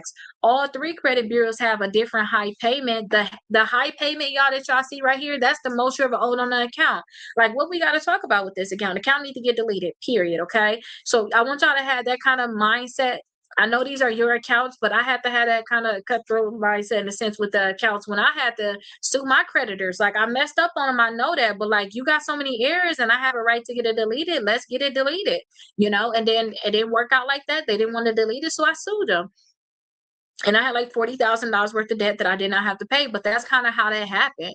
Okay, so we know that account got to get deleted, so we still look for positive accounts, but all of these are negative. This right here is a medical debt. It's only on TransUnion. It's already been deleted off of Experian and Equifax. The IC systems right here, this needs to get deleted. It's on Experian, it's on TransUnion, it's not on Equifax. So you see AmeriPro right here. This needs to get deleted. It's a collection. This a collection. You need to get deleted. Y'all, when it's a collection, I'm gonna show y'all all of the errors on it, but y'all literally be like, okay, gotta get deleted. Like, nothing we gotta talk about. Like, literally, it's nothing we need to talk about. ERC right here, gotta get deleted. This collection company is not even on Experian. It gotta get deleted. Okay, so we got two of those. These are medical bills because you see emergency physicians. Okay, so we see medical. I'm gonna tell y'all to talk about more like HIPAA violations. Let me back out a little bit so you all can see me more. And then you see this got multiple accounts, just multiple collections, just going down the list. Just all this stuff need to get deleted. Okay. So this can help some of y'all if y'all think y'all credit is just that bad. Y'all see somebody got a lot of accounts like this, and if y'all like, dude, I thought my credit was bad. You see, they got a lot of accounts, they got a lot of work to go, but they can sue and get a lot of money at the same time too. But at the same time too, if y'all have all of these accounts, y'all be hopeful that okay, I'm not the only one, and you just get your credit together. Now, these are their positive accounts. Now, when I look at the positive accounts, I say, okay, it looked like it's a credit card. It has a credit limit on it. Okay. Your installment accounts are not going to have credit limits. So I look at that immediately. Okay, what's your credit limit? What's your balance? And I see, okay, this is high utilization. We got a problem here. Okay. So this is Identity IQ. This is a credit report, but then I pull this in and I have a system that makes it like this where it highlight all of the errors. Okay, so that's where you're going to be able to find this. But this is Synchrony Bank, y'all. The balance on it is high. Yesterday we calculated it. This is a 64% utilization. Is one of the two. I forgot exactly which one it is, but that's a high utilization. Remember, I told you I want y'all at 10% or less for utilization. So they already messed up with that. And this is the worst part, y'all. This is an authorized user account. Do y'all know what that means when y'all authorized user? Whoever you authorize their credit card got high utilization, you need to pay down their credit card or they need to pay it down, or your credit score is going to stay down, period. And this is horrible. This is horrible. So how to get them to identify the error? Do you mean like the Identity IQ or the company? All right. So again, y'all, that's why I tell y'all, when y'all become an authorized user, we gonna talk about that. I'm gonna say, hey, if y'all got somebody responsible, you can get as an authorized user, do it. Okay. But we don't really want to do that sometimes because look at them, they got 60-some% utilization, and this right here is taking their credit score. Okay, this is something that's on my system, like for my clients that I can be able to pull it in. And y'all have the option to get like the 6 months of letters. Y'all do the 6 months of letters, y'all get this too. So y'all can be able to see it. We create them for you, okay? But this is a account that I honestly would tell them they need to get deleted. And don't forget to, they only have one credit card, because I already seen this credit card. They only got one credit card technically that was doing good, but they personally got their own late payments going on right now too. So they in a tough spot right now because they need to get them 3 more credit cards, but they need to start being on time, because if you get 3 more and be late on those, you just hurt your credit even more. Okay, they had this credit card right here. It said USAA. The monthly payment was $33, so that's what this one say. The account status says open, but it says terminated at the same time. So I will look and see if it's actually still reporting. It did look like it was reporting because it said like the payment status is still current. Sometimes y'all will see something like this because it was an authorized user account, and with child support, you just gotta do a dispute letter and to get that stuff deleted from your credit reports. That's it. You got anything, like if you have anything on your credit report you want to get deleted, like all them collections charge-offs, y'all, we doing a dispute letter. Tomorrow I'm gonna actually plug this information with y'all, plug it in. Y'all have the free letters inside y'all course with the number 1 and number 2. I'm gonna show y'all how to use them letters. I'm gonna show y'all how to plug it up, plug it in easily. Okay, my system actually pulls in credit reports and plugs and all this stuff. Like I have a system that does that because I do this for so many different people. But I'm gonna show y'all how to easily still get a letter done in like 15 minutes. Like y'all can really get 3 letters done. You just got the book. Thank y'all so much for getting y'all books. I'm gonna make sure I get y'all books out, okay? Y'all gonna have y'all books soon. And don't forget y'all got a free course. Yes, y'all got a free course that come along with y'all books. So use it because that's where all y'all documents and stuff is gonna be at, okay? So this one right here, this one is with US Bank. It's an authorized user, it's open. The balance is at $2,000. The limit is $5,000. So since I kind of just came out of school, so I just came out of school. When I see something like this, when I look at this, I'm like, dang, you're at a 40% utilization with this authorized user credit card. So this one is bad. This one, no matter what, is going to tank the credit score. Even if it's an older account or whatever, it's going to tank the credit score because that utilization is bad. And again, whenever you're an authorized user on somebody else's credit card, like if you authorize user on their credit card and they got poor utilization, it's gonna hurt you so much unless you finna pay it off, pay their balance off. So they got 2 authorized user credit cards that's just bad for them. They got this all along with InstaCredit right now. This one is reporting good, so and no late payments, so it's good, but it's only on 1 bureau. They don't even have it on the other 2 bureaus, so it's only increasing the TransUnion credit report. Whenever y'all don't have it on all 3 bureaus and it's positive, it's not helping all 3. It's only helping where it's reporting. Same thing is where some of y'all ask why my credit score is different on all 3 credit bureaus. And it's like, listen, you don't even have all of your accounts reporting on all 3 credit bureaus. Maybe if you get a collection deleted from 2 bureaus and it's just on one now, it's only gonna hurt that one. Same thing. If you have a positive, it's only reporting positive on one, it's only gonna help it. Okay, so y'all accounts sometimes are not even reporting on all 3 credit bureaus. So they have also this one right here. It says open current. That's good. This is the original one that they had with InstaCredit, but they end up refinancing, which is great. We're going to talk about refinancing too, but they actually refinanced this one right here. Okay, so look at their high credit was 9,500, but then they end up refinancing. So down it going down to their high credit was 86. Okay, and then their monthly payment was 356 right here. Let's see. Oh, they're not gonna tell me what their monthly payment was right here, but hopefully their payment went down when they refinanced their vehicle. I say when y'all get y'all credit scores to go up, refinance y'all vehicles and get a better interest rate. I remember when I did that, I really loved and I was so happy that I did that. The other one, my other vehicle that I had, I just like paid it off. Okay, and then one of them ended up getting total. So so that was cool. So if you guys have your vehicles and you have a high interest rate, just refinance. Okay, just refinance. All right, so this is their full credit report. And then they got this revolving one, say paid, is closed, it's just on there. Okay, so in that case, y'all, let me go over this and then I'm gonna answer y'all questions. In that case, y'all, all of these accounts, except for this Capital One right here with these late payments, all of these accounts, y'all, they need to get deleted. And you need to put them on a dispute letter. So tomorrow, when we come on here to do our Raise Your Credit Score 100 points in 30 days, based off of the books and the number 1 and number 2 book, y'all have that Raise Your Credit Score 100 points in 30 days. I'm gonna teach y'all how, like, literally all this scrolling I'm doing, all of this is negative. All of this, it gotta get deleted. It have to. It ain't nothing but tying their credit down. They gotta get that stuff deleted. If they don't get that stuff deleted, their credit score will continue to go down. But one of their biggest factors that's hurting them right now, y'all, is don't forget they got 2 authorized user credit cards that have very high utilization. They are over the limit on their own 1 credit card that they have. So they need to get 3 more. They need to bring this one back current and they need to just pay it off. So they got multiple problems. But I just showed y'all how to be able to find these problems. So when y'all look at y'all credit reports, so like when y'all look at y'all credit reports, y'all will be able to find your own problems, your own errors, and y'all be like, okay, look, I see my late payments. I need to do my goodwill letter for that. Okay, I do have collections, charge-offs. I need to get all this stuff deleted. Y'all will be able to do everything for yourself too. Y'all will be able to know exactly what's wrong, and then y'all can go ahead and fix it. Okay, but hopefully y'all understood. Let me start answering your questions on miss. Man, I am late, but you can do the rewind. You can just rewind where you at, so you cool.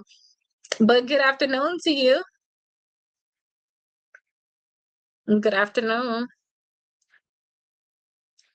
Okay, so let me see. I don't like to miss y'all questions, so it may seem like I'm temporarily missing y'all questions if I'm on the roll answering questions, but I'm here until to 3 o'clock. So we got over an hour and a half to go through this. Okay, so let me just see.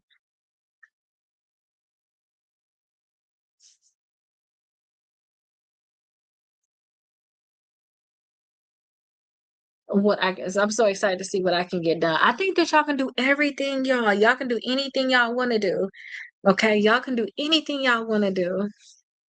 I think y'all can get everything done as long as y'all say that y'all gonna do it. Because I'm doing stuff that I didn't even know, y'all. I never would have thought I'd been like even where I'm at now to get my bachelor's degree. I thought I never needed it, and like, oh, I have kids now. It's just over. It's like I'm gonna say I'm gonna go to law school. Then my bubble just got burst about that. Like I'm gonna be getting paid, but y'all not gonna be getting paid. I just feel like that's not a good exchange. I'd rather teach y'all like I'm teaching y'all to get a middleman. Like that is just for the benefit of me. Like what? Like I don't know. I don't like that whole thought.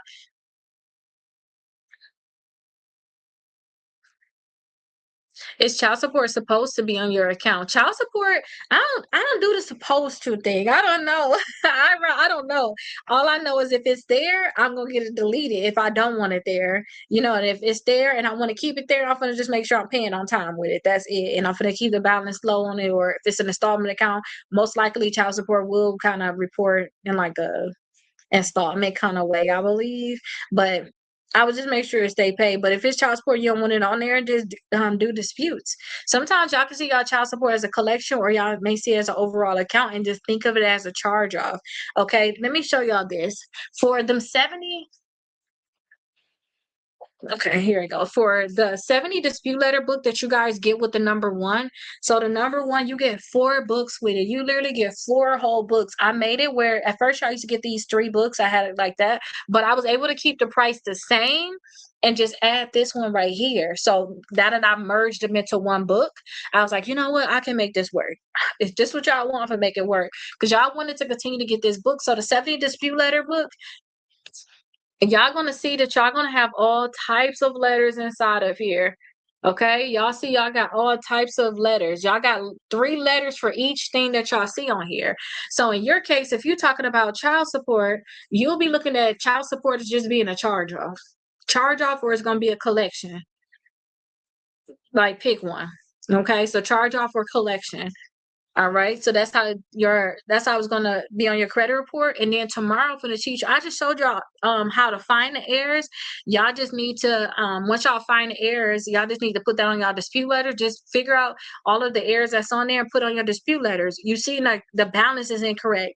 So on your dispute letter that you'll send in first to the credit bureaus, or first letter you'll say, "Hey, I looked at this account and I see that the balances is not the same on all three credit bureaus. And I looked at the payment history. I seen that there were different dates being reported late, and this is a lot of inaccuracies on my credit report. I looked at the last date activity and I seen that two bureaus is reporting something different than the other bureau." These are the things that you'll put on your letter. Try to have it as detailed as possible and just mail that thing off. And if it don't get deleted, my thing is, anytime I send out some letters and I know these accounts supposed to get deleted, if you don't delete it, I'm going to sue you. That's just what it is. Because you got to think about it. The collection companies, all these other companies, they think is, if you don't pay us, we're going to sue you. So they are, well, y'all want to sue? We want to sue? We're going to sue together. That's going to be our mindset. Okay. If the account numbers is not complete, like if you look, I'm not trying to skip your question too, Karen. I'm going to answer yours just that just caught my eyes. Because Francis said yesterday. So hi, Francis. But the thing is, if the account number is not complete, put what you want to put on there. Like put what you finna put on there. But when y'all get to the point, like whatever y'all see on y'all report, you just put that on there because y'all gonna find. I told y'all. I made me stop talking about my own cases. I told y'all that y'all are gonna find that y'all are gonna see that the account numbers are different. They're going to be different, and that's the whole reason why you could be suing because it's like, hold on. Is this that account or is it, the account number is that account number? Our social security number is that social security number. Think of the account number as that account social security number. And it better be correct, or what are we talking about here? Like, that's gonna be a whole lawsuit. So whatever you see, you put that on your letter. What if it's in debt consolidation? I don't care. I don't care for the debt consolidation. My sister did debt consolidation right now, and I'm helping her with her case because now it's like this that your debt consolidation and a restarting her payment plan or something crazy ended up happening. So she's actually actively working to sue the company. So I just think that even if it's in debt consolidation, that don't mean that you shouldn't have deleted it for the heirs. And then two, after I actually sue you, I will be asking for money back. So, and I'll be asking for a waiver of debt. Whatever you thought we were going to pay, I'm not paying it no more. I will ask it for the waiver of debt. And then sometimes y'all could come up with like payment plans with the actual company. Maybe y'all come up with a payment plan with the actual company. Um, Say if you mess up with your Wells Fargo account, you can't pay it on them anymore. Wells Fargo will be like, oh, we'll let you pay it down. We'll just give you 1% interest rate or 2%, something like that. They'll come up with some type of payment arrangement for you guys. Some people think of that as just debt consolidation too. They do that with a lot of their companies. I think that if companies are reporting inaccurately and it's stopping me from moving on with my life to get houses, cars, credit, or whatever it is, I automatically think to sue them. Okay, because they standing in the future of your credit. And people like, well, I could still get a house even if I have this. Okay, but you could have had a better interest rate. And we're not gonna get into interest rate because that's a whole nother ball game. But you know, I just say if there's some errors, I'm gonna sue them. I want to sue them. Okay, we'll talk about what was in my debt consolidation plan later on or whatever. I don't know, but again, I'm not trying to be a lawyer. I'm not trying to give y'all legal advice. Y'all should seek help from others that does that. I don't know how to say it, but y'all know what I mean. I'm just talking openly to y'all, like what I would do. Like, I do not like debt consolidation at all, because I thought about like when I have to sue my creditors, I have $40,000 worth of debt that I did not have to pay. Not like I would rather you go that route. Because what I did was sue them, y'all. I sued them and I did not know I should have asked for money.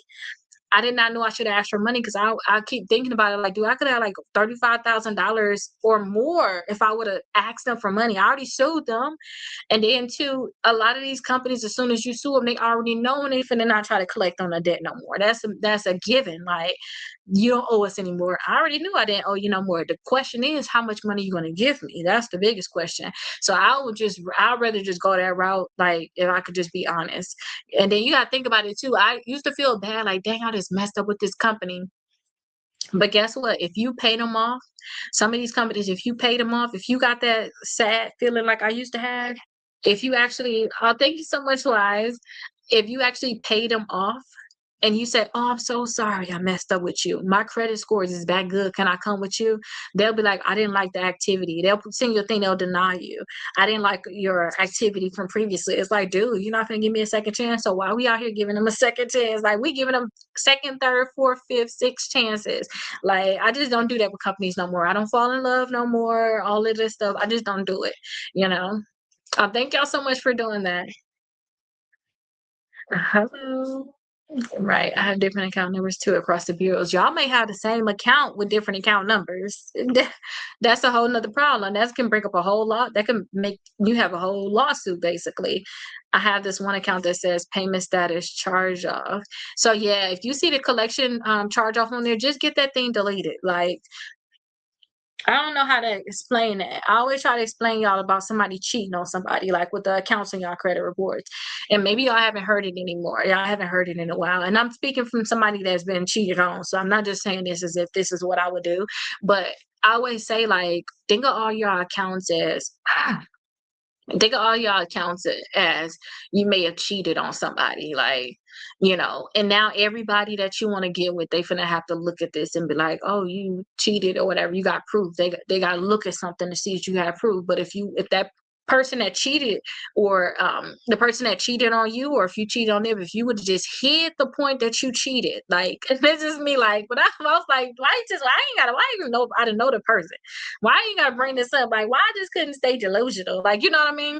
If you would have let me stay delusional, if you would have deleted them accounts on your credit reports, because all that is just them knowing that you cheated. Like, if you would have just hid it and got that stuff deleted, nobody would know. They would not know, and they wouldn't be heartbroken. Because you got to think about it. People are like, "Well, I can still get a credit card even though I had this account on my credit report." Like, yeah, you can still get an account, but don't think that certain companies gonna look at that and be like, "Ugh." Some of them gonna be like, we don't do that over here."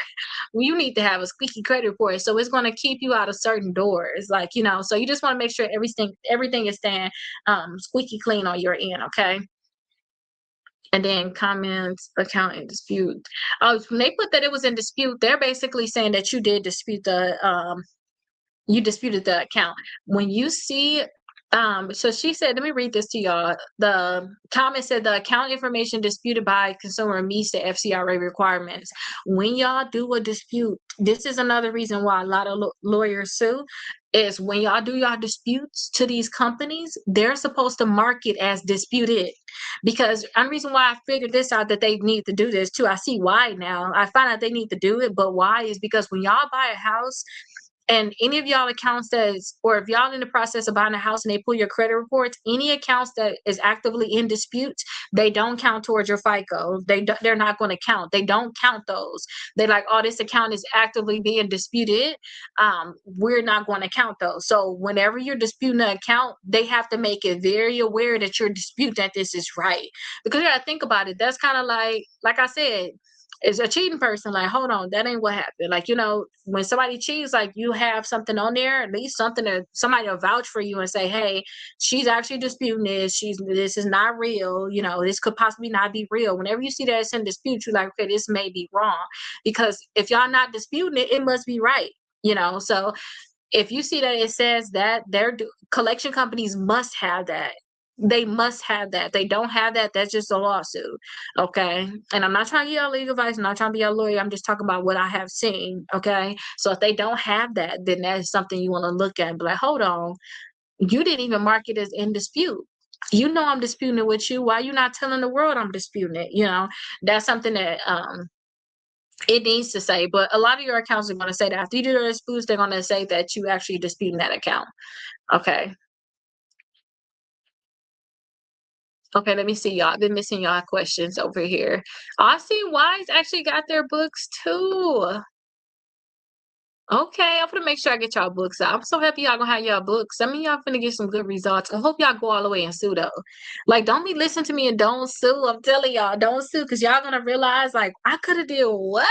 I could have got what? What type of lawyer specializes in this case? Usually consumer lawyers, like, and it's only a select few lawyers that specialize in this. But I'm gonna warn y'all that I've been telling y'all this for the longest, that that ain't the longest. I've been telling y'all this for 2 days now. It's not the longest, but these I told y'all the lawyers were not up to par. I did tell y'all that I don't like these lawyers out here. I don't like how they do things. I don't like that it's all strategy to them. Like they know that they're doing wrong, but they don't care. And then I also don't like that if you were to get a lawyer for this, yes, they will be able to help y'all get the accounts deleted, get the waiver of debts. But to me, that just come easy, y'all. I'm telling y'all, that's they gonna give you that period. They better give you that period. Like they better give you that period. Okay. The money part. How much money are you gonna give me? And if you go with a lawyer, the lawyer gonna do so many billable hours that they're gonna take that money. So you're not gonna really get much money at all. So that's why I try to teach y'all how to be able to do it on your own. I'm not able to see mine on all three. I can only see one. I'm not sure why you only seen one. Was that part of it when you signed up? And I'm here to help all of y'all. But y'all get y'all books, get inside y'all free course. Oh, get y'all book, get inside y'all free course. Okay, once y'all get inside y'all free course, y'all be able to see the 6 months of letters. Y'all just go from there. Okay, let me do y'all thing here because I gotta remember to continue to put this on. And then y'all can, if y'all want me to do y'all letters for y'all personally, I can help y'all do y'all letters. Okay, but we going through all of the steps right now. Y'all don't even need, like y'all getting this for free just talking right now. I'm telling y'all everything y'all gonna need to do. If y'all had a book though, y'all can follow along. So okay, with the Raise Your Credit Score 100 points, you want me to do all of this. All right, good. How do I do this? Like, how do I do it? It says it in there, but maybe you all need some more help, you know? You're doing a great job. Thank you so much. If y'all have a question, I gotta keep going back up to the top, but I'm not gonna miss any of y'all questions because we here for a while. Okay. Okay, I'm not able to see them. Maybe you gotta see if you can expand it too. Like ask them to give you access to all three. Like, why can you only see one? You're awesome. What if I have corrections, but it's with the original creditor? Oh, if you have collections, but it's with the original. And when you say if you have collections, but it's with the original creditor, when you saying that, are you saying that they only trying to collect on it? They didn't actually buy the debt, like, because I just look at it in different ways. Sometimes they just collected on the debt for the creditor. It's still with them. They just basically sent it off to a company to collect it. But no matter what, y'all, if it's a collection, if it's a charge off, whatever the account is, y'all do y'all disputes to the credit bureaus and tell them to delete it. Find those errors. When you find tomorrow, we're gonna really go over it. I'm gonna show you how to do the letter. Find those errors that's on your credit report and just send out the letter because y'all sometimes y'all be talking about accounts. That's why when I first talk to people, I really don't want to talk about y'all accounts. I want to talk about what y'all can do right now because regardless, it got to get deleted, you know.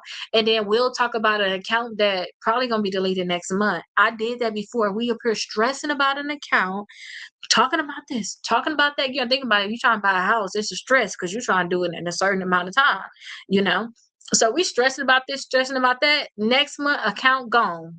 We didn't spend 2 hours talking about nothing. So send out your dispute letters, no matter what the account is. If it's collection charge off, you got to get it deleted. Send out the dispute letters. Okay.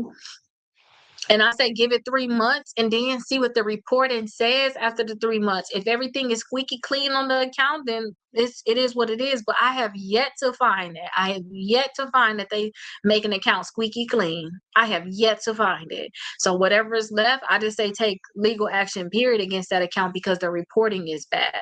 Okay. So again, remember your credit report is your financial reputation. What it, you know, whenever you're trying to get a house, you're trying to get a car, even if you're trying to rent a house, you ain't trying to buy a house, you're trying to rent a house, you're trying to get utilities. They're gonna look at your credit report and they're gonna figure out, you know, do you got to do a double deposit? Do you need a deposit for your utilities? You know, they're going to figure all of this out based off of your credit report. So if these companies are saying anything bad or they're saying it incorrect, that's really hurting you more. That's why we have something called the FCRA, the Fair Credit Reporting Act. It says everything has to be 100% correct and everything has to be 100% complete. And if it's not that, I showed y'all plenty errors, whether the account is positive or negative. They still got all of the errors on there. If you got errors on there, you point it out to them, they don't want to delete it, then that's when, you could possibly end up in court with them. Take them to court. That's what I would personally do.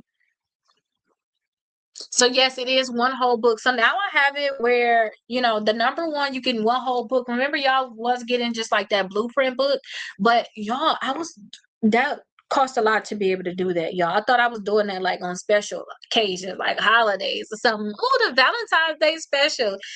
I turned on the ads on TikTok and people start seeing these old videos and like people thought that they was gonna get this book, and I'm like, no, that's old. I don't even have that in stock like that because I'll like buy a lot of copies of it, and then I'll have those to give it to y'all doing promotion.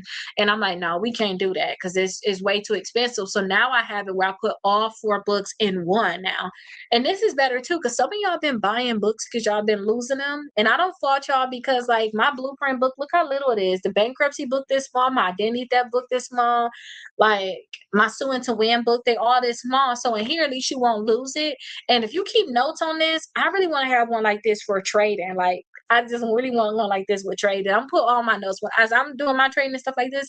I'm gonna make one like this for trading. But you put all your stuff in here, you're gonna be good when it come down to your credit. Just keep all of the notes. That way you'll know how to fix your credit, your cousin credit. Anything ever happen, something happened, you be like, all right, you know what to do. I'm not even gonna panic. I'm gonna just start doing my steps ASAP because you already know what you need to do. Okay, but yes, they are all in one now. Hi, Kenny. Hi, Shane. How are you doing? Yes, I see that you bought the books. Wise. I'm going through the comments. I may be like repeating them. Listen, y'all, I know we ain't talking stocks, but remember I told y'all this. I said, oh, I had to look at it just to make sure I was right. I don't know if y'all remember this. I'm gonna really make sure I keep notes on this because this is something I have found. When y'all see that stocks be like, oh, we been up 5% this day, da, da, da. Tesla was just up 5%, and guess what? It's down 5% today. So now you just got like, oh, you up 5%. Okay, good. Let me do me a little put. Let me put this contract out for 2 weeks or a week or whatever, and that it's going to come back down. But I just wanted to say that because I seen some of y'all in here trading. Like I just keep the alert on certain things, or maybe I have shares in them, so I can know like what stocks are going up, what stocks are going down. Because I actually day traded or whatever, but I told y'all that on the live. I'm like, okay, you up 5%. Tomorrow you'll be down. I'll give you a day or two because that's just too much. You going wild. Like you acting wild. Yeah, right now is the best time too. But I just say too, you need a certain dip. I had took an investing class for my bachelor's in my bachelor's degree. I think just took that. I took it in the summer last year, in the summer. My professor actually said that he manages like I forgot how much it is, but it's a huge portfolio. It's a company he started basically, and he manages a huge portfolio. And he taught me how to like look at PE ratios, to actually look at companies. So it sometimes you may think that and the stock is overpriced, or you may think that maybe it may not be a good time to buy it, but depending on the internal numbers in the books, y'all, the stock price will try to catch up with their internals, whether it's going to go up or down. So sometimes I like to look at that, but whenever I see that now, um it may be a good time to buy stocks, especially in your IRA too. Just buying those stocks and just what y'all finna do? Like, you should put money in that account, and we get $7,500 a year that we can put into it. So what else you finna do with your money? I understand you do Inspire, something like that, but if you like certain companies, right now probably would be a good time to buy it. But I just saw that, and I seen like I made a comment about trading. It was like 5 people talking about trading. I'm like, what, y'all got me paying into this new group I just signed up for, and y'all right here. We can be doing this together right now. We can be doing this together right now. Yes, we can always talk. Just make sure that you message me. And then Sherry, if y'all account keep coming back verified, understand that just the name of the game is gonna keep coming back verified until you put a stop to their stuff. Until you put a stop to their stuff, y'all, they're gonna keep coming back verified. This is just what they do. Period. This is just what they do. So what you want to do is you want to just make sure the first month you send out your letter certified to the credit bureau, get that account deleted. If it come back verified, don't trip, because guess what? Y'all know Rashida. And I tell y'all how to sue, how to get money from them. So always think, well, I'm gonna get some money out of this. I'm gonna get some money out of this. Y'all don't know. Like, I'm gonna get some money out of this, so I'm just gonna go ahead and do it. Okay. So round one, send it to the credit bureaus. They come back verified. The second month, send it to the credit bureau and send it to the collection company. And send it certified mail. Do not care if it come back verified. It don't matter. It don't matter. If it come back verified, it don't matter. And then the third month, you want to send a letter to all three companies. If it was me, I would send them a letter saying, hey, I'm about to sue you in 15 days if you don't delete these accounts from my credit reports. I've been disputing this account for months now. You're not deleting it. I need $10,000. I need the account deleted from my credit report. And then if it's the company that say I owe them money, I will ask for a waiver of debt. A lot of the times, y'all, they finna ignore this. They finna just ignore it. But guess what? It's a good paper trail for when you go to court, because now you sent out letters for 3 months. You told them you was finna sue them, and that you wanted some money, you wanted deletion, and you wanted a waiver of debt, so that when you actually get that lawsuit, they were like, oh dang, she did send us letters, she was serious. The only problem is that reason why they keep coming back verified to y'all, we've been doing, I'm gonna say we, because I've been doing this for a while. We've been doing letters to these companies trying to get things deleted. We've been running our mouth to each other about how easy it is to get accounts deleted. And now it's like, oh no, y'all, we've just been deleting accounts thinking that this was real. So all these companies, like, we ain't deleting nothing. What we'll do is when they actually sue us, we'll actually settle with them. We'll settle with them. Okay, we'll just settle with them, and we'll tell them to be quiet. We'll settle with them, and we'll tell them to be quiet. That's what the thing is. We'll settle with them, we'll tell them to be quiet, and don't tell nobody else. Because we'll make more money by just not deleting stuff and just going this route because it's cheaper. You got to think about it. We would not need to have a credit report if everybody had the same stuff. Like if everybody had good credit, the credit bureaus will cripple, because what you need to keep records on my stuff for? If everybody got good credit, we all got good credit. This is how they get paid, by selling our credit reports, y'all. How you think they're gonna get paid? They get paid by selling our credit reports. Okay. How to remove late.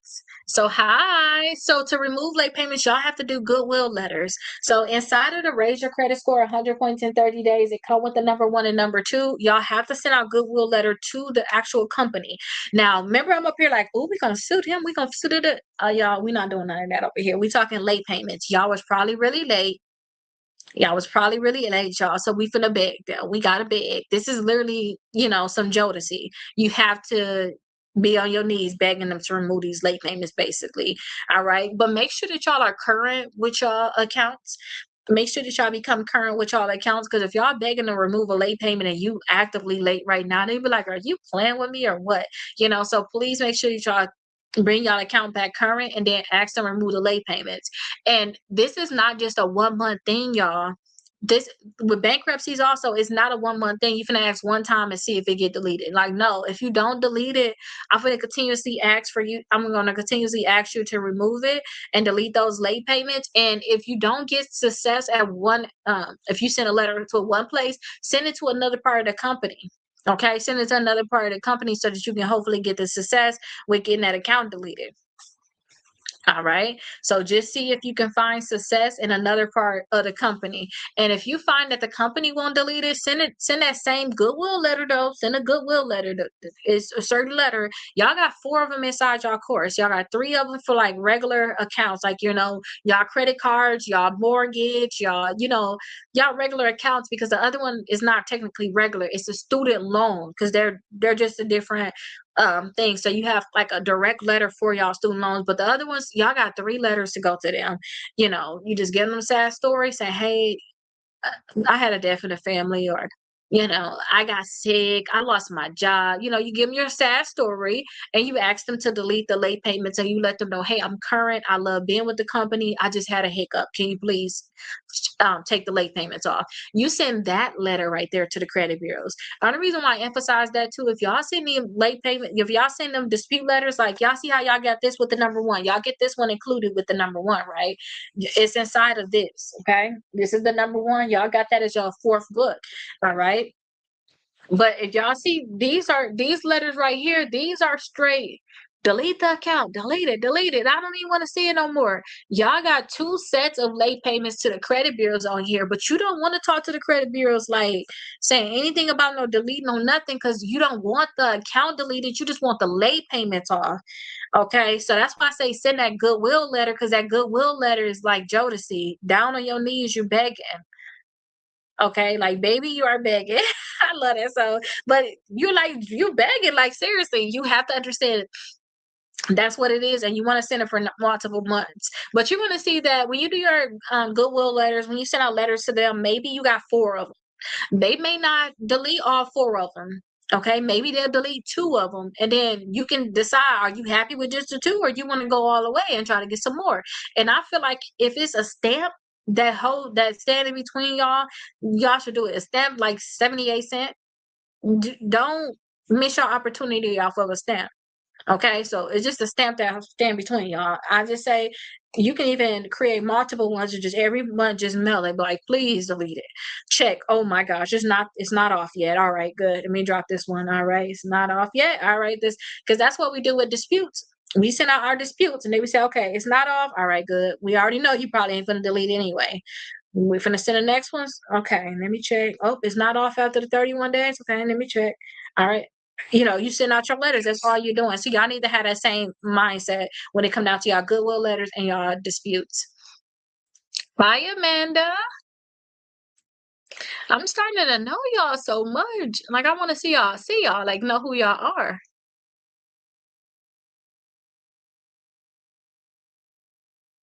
It's been like that for a long time. I want to see what's going on then. You said it been like that for a long time. You just bought the bundle? Thank y'all so much for buying y'all bundle. I'm gonna make sure y'all get a copy of it. Don't forget, y'all have a course that come along with this. Some of y'all may be watching the replay. I always gotta try to talk to y'all that's on a replay too. But some of y'all may watch the replay, but with the number one, you guys get one course available. That's really with the Raise Your Credit Score. All of the main documents, I'm going to make sure I put it under the Raise Your Credit Score. Y'all see the masterclass. So y'all get one course available for that one. And then y'all also have, with this book, y'all have that same course. So y'all have that same course available, and y'all got another course because y'all got the bankruptcy book. The bankruptcy book has its own course, y'all, because when y'all do bankruptcy, y'all got additional rights. Some of them companies after bankruptcy, y'all, they still try to collect money, and that's a whole thing against bankruptcy. Once you get a discharge, like that's legally them, they need to leave you alone. So I put together a whole separate course just for that, so y'all to be able to know. So y'all get that with the number two, okay? Yes, I put it together a whole separate thing for that. And hey, Marvia, I see that comment. Let me see. Good afternoon. Yes, good afternoon, Amanda. Oh, I see somebody else purchased too. So I'm gonna make sure I get y'all books. I just got me one. Okay, good. So y'all gonna when y'all get y'all books, get inside your course. Like get inside y'all course and y'all gonna find all the stuff that y'all need. And I want to make it easier too, because I'm not trying to talk crap about anybody, but like with me getting inside this, when I just joined this training thing, me getting inside of there, and I'm like, where is this, where is that, da, da, da, da. It make me realize how much urgency I want for you guys to be able to find everything easily. So just go to the masterclass. All of the documents will be there, and I have them labeled nicely. Okay, so masterclass, I probably even try to see if I can pull that to the top so y'all can just know exactly how to do it so that you can fully know everything. Okay. Can I fix my siblings' credit card and then charge them for my time? Yes, you can. You should charge for your time. Honestly, I don't, yeah, this sibling family thing, I don't know how y'all do with y'all family or whatnot, but like, y'all don't know how much time it takes into doing this and how much time it takes for you to learn certain things. Like, certain people think that, like, oh, you gonna just help me with my lawsuit. Like, I'm not gonna just help you with your lawsuit. You finna get $12,000. And I just literally spend months stressing about your stuff.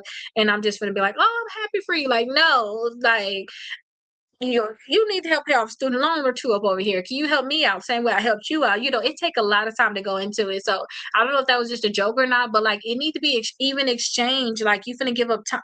This is what I realized. You finna give up your energy or you finna give up your money. You finna pick one. I realized that about everything because you can pay for access to a lot of stuff, or you can gain access by doing. And since I never really had a lot of money in my life, I always had to do stuff and learn it that way. I always had to do it that way. My very first two lawsuits, I had to literally learn to do it. I didn't go to school for it. I had to learn it by, cost sweat equity. If you buying a house or whatever, you can get equity in your house by doing some sweat equity. You pulling up your sleeves and doing it yourself, or you can just pay a contractor to hook you up and get it all done. But they gonna get the money, so you got to pick which one you're gonna do. So it always in your life, I really don't care who it is. Honestly, like it gotta be some type of exchange, whatever you think the exchange is going to be. People don't do certain things like I don't know. I've tried to really teach my kids this, but yeah, but make sure it's worth both of y'all while because I hope you don't lose your leg. I mean, not. I'm looking at this leg that's just purchased. Like, I hope you don't lose your leg. I hope you don't lose your mind around it. Okay, lose your mind. So I've just found that I have a superpower in a sense that I can talk to y'all, but I can still read a comment at the same time because that's why my mind be switching. I need to stop that though, because sometimes it just come out of my mouth as I'm reading it. So yes, this technically is one of the classes. I do it for free from 12 p.m. to 12:30 p.m. Eastern Standard Time. So I do the class here for free, but then this is going to be inside your master class. If you miss it or whatnot, you can be able to go inside of there. So you do have that. And then my mentorship is basically my membership. So yes, I definitely do have it. And y'all can always message me if y'all have any questions. My assistant actually handles all of the messages and stuff like that, so y'all can message me there. I love seeing getting these bogus disputes. It comes back verified because I can verify it's you. So when it come back verified, y'all, they're saying also that they're verifying that the information is correct. That's also the verification. So remember I showed y'all them errors on the credit reports? It's not that it's just you, because my main argument is never that I didn't owe the money. That's never what I'm saying. What I'm saying, well, I'm not saying I ain't never saying that either. But what I'm saying is when I see accounts on the credit reports, I'm saying, hey, I see that there's some errors on this account. And I know that I have a right to not have this stuff on my credit report if there's errors. These are the errors I'll find. You need to fix it or delete it. Y'all, they're not going to try to delete it. They don't want to. And then they call themselves fixing it. It's so many errors, they're not going to fix them all at one time. They don't just have somebody in there fixing every error. Do y'all know how many credit reports we have? How many disputes and stuff they might be getting? So when they say come back verified, they're saying that the company verified that it's accurate a lot of times too. So that's another part of it. We need them to be able to actually, see the different areas. But a lot of times, y'all got to keep in your mind that you're not going to get them to ever see this stuff until you actually show them. Like, that's when you're going to actually get a person on the phone. What's the problem? How can we help? How can we fix this? It's like, dang, y'all couldn't call me earlier. It's like when that lawsuit comes, it's like now you want to, do something about it. Okay. And how much for you to do it for me or hold my hand? All right, I'm gonna hold your hand now for free. No, for me to do it for you, I can do your disputes. Become a member. Y'all can get it. If y'all a member, y'all can get disputes sent out for free. Y'all become a member. But if you have any letters you need, we can actually send them out for free. But yes, the Jonas, see, I'm reading y'all comments while I'm talking. We can send them out for free. And if you guys want me to do them, I have something called premium disputes where you guys will have to pay for each one that you guys send out, like your certified disputes, but it costs to send out certified mail. So definitely, if you want me to personally do them, because my team will do them if you're a member, period. But if you want me to personally do them, make sure that you send them out certified. Because I think if you're not sending them out certified, what we doing, y'all? My thing is all about suing. Late payments removed whether the account is closed. So if the account is closed, you still can remove the late payments on a closed account. But I honestly I just don't want to take that risk. I would send a letter to the company Like I sent a letter to the company, but with a closed account, I would not be asking the credit bureaus. Only time I'll be asking the credit bureaus to remove late payments too is if the account is open. I didn't. I just thought about a situation where sometimes the account is closed. You ask the credit bureaus just to remove a late payment, and then they're like, "I'm just gonna remove this whole account. It's closed anyway." Like it don't matter. They just think, "Oh, this ain't a big deal." So I don't try to ask them if it's closed, but I'll ask the company to remove those late payments because usually if it's closed too, you already passed it, they passed you, you probably paid them off, paid off your account. They like, okay, good, let's go ahead and remove the late payments. And thank you so much for your support. I appreciate y'all supporting me, and I love the flowers and the hearts. Yes, message me. Don't forget my assistant will answer those messages. I got so overwhelmed with y'all messaging me. That's how my assistant started handling that. And then I said, after I get these books out of here, my goal is by the end of next week, I have no more books like just sitting in my house. Like they're all will be to TikTok. I send them all over to TikTok. Once I do that, y'all, I might can be consistent with answering y'all messages. Like if y'all comment on TikTok, if y'all leave a comment, my goal, if it looked like I can make you a video, I wanted to make you a video. So y'all can start doing that now because I'm not missing no videos. Like if I ever feel like I can comment, I still got them videos. I still got some for like 2 months ago that I still haven't done, but I'm not gonna miss them. I'm gonna still go back in there and do them. So y'all can start doing them now because I seen some when I just be if I think I want to scroll, I look and see if there's any comments first. And I'm like, dude, let me make some videos right now. Let me answer some of these. But y'all can leave them comments there. But messaging me, my sister will answer. Once y'all become a member, y'all can talk to me anytime. And yes, you can be my affiliate for sure. So if y'all already have y'all books too, y'all can just join the TikTok shop and y'all can just pin the books there. I have a lot of affiliates right now that actually sell my books for me. It was just a lady that was just selling more books than me. I'm like, girl, what you over there doing? But it was really nice. So I got a lot of affiliates that actually sell books for me. All I gotta do is just pin it. Yes, I'll pay you to do everything. The remover, etc. Yes, the removal is the biggest part of it all. So removal, that's going to be the biggest part of everything that you do is going to be doing your disputes. Okay, so that's going to be the biggest part. You just need to make sure that you have your credit reports available, and I got you. That's going to be the biggest thing. Sometimes when people start working with me, y'all have your credit reports to start off with, but after that, y'all just stop having y'all credit reports available. How we gonna know exactly what happened? Like we need to be able to see the different changes. Like how are we gonna know exactly what happened? And I'm gonna start. I got a whole stack of books over here. I'm gonna try to see if my daughter can. Julie, you got any labels for me? Okay, let me do that. Let me get that done. I told her I was gonna make these labels for her. Let me see if let me get a thing to sit it in. So I was gonna make her these labels. So let me make her these labels. Let me get these out, and then we're gonna get these books out. But my goal is to get these books over to TikTok.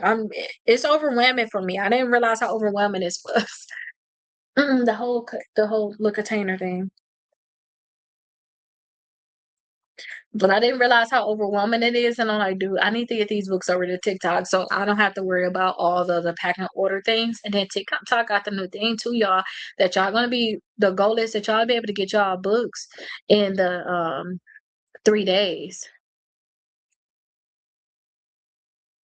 So that would be good too. Instead of like with me shipping them here, I'm in Orlando, you in California, and then they got to go all the way over there. They're gonna probably have that book already close to you, and they can ship it to you from there. I think that's what they're aiming to do right now. So, and I'm also making edits in the book. So going forward, even if y'all don't have y'all books now, but going forward, I want to make sure that y'all first page, y'all have your access to y'all course. Y'all have everything like in the first page. That's like the goal. That y'all have like all of the access that y'all need. Uh-huh.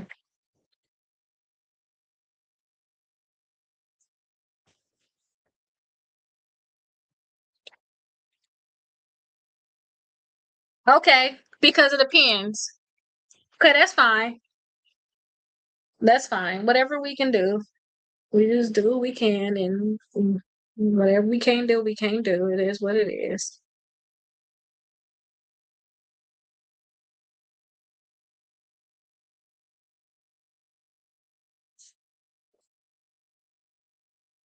Okay, y'all, let me just print this out for her.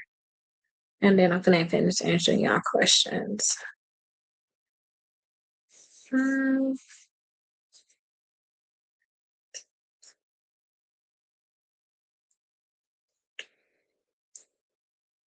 Okay. Let me look over here, make sure I'm not missing out. Okay, y'all ain't got no questions for me right now anyway. Let me see. But yeah, I was working all last night doing this. I'm like, dude, I gotta get these books out of here. I gotta get them out of here. I gotta get a new system. Like, I thought that I'll be able to maintain this, but I realized how much of a full-time job this is to mail out the books. And like, yes, I can do orders right here online, but like, I'd rather not. If anything, I'm gonna do like the labels right now because I'm gonna get these books out, but like, I don't want to be doing orders. I want to make sure that the orders are going out correctly. So let me just see.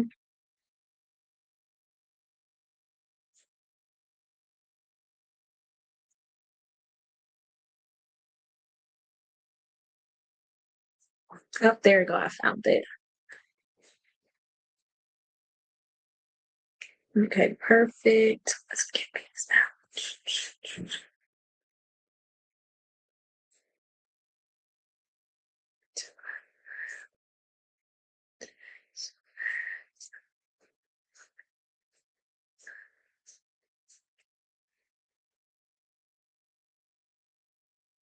Mm,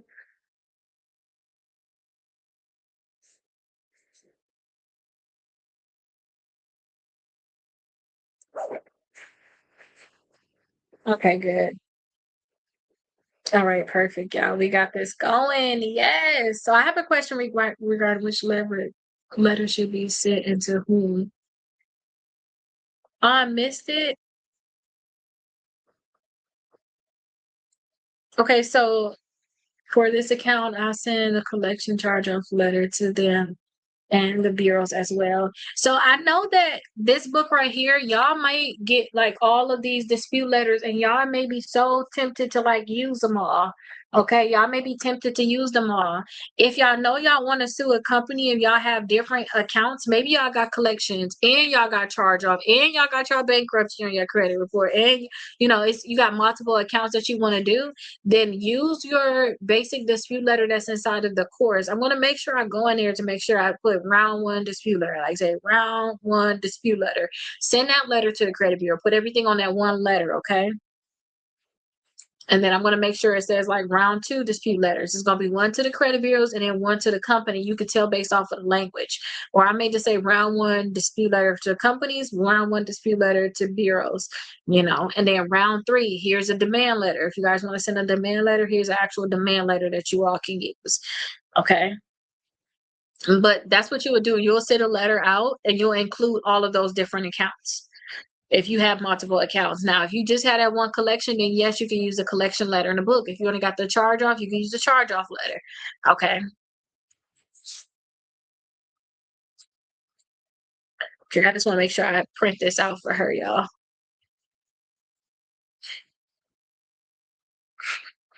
Okay, this is going really good. I'm gonna get this organized. So yeah, let me make sure. I'm gonna do that now. Matter of fact, hold on, I got another confirmation of email.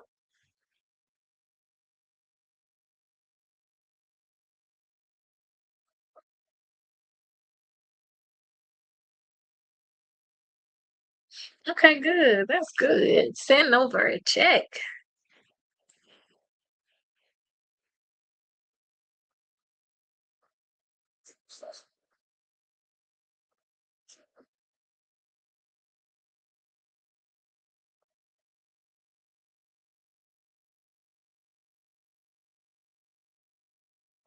I'm gonna start keeping track of that. I want to start keeping track of like the people that's actually signing these. Like when you settle with the company, who is signing these agreements?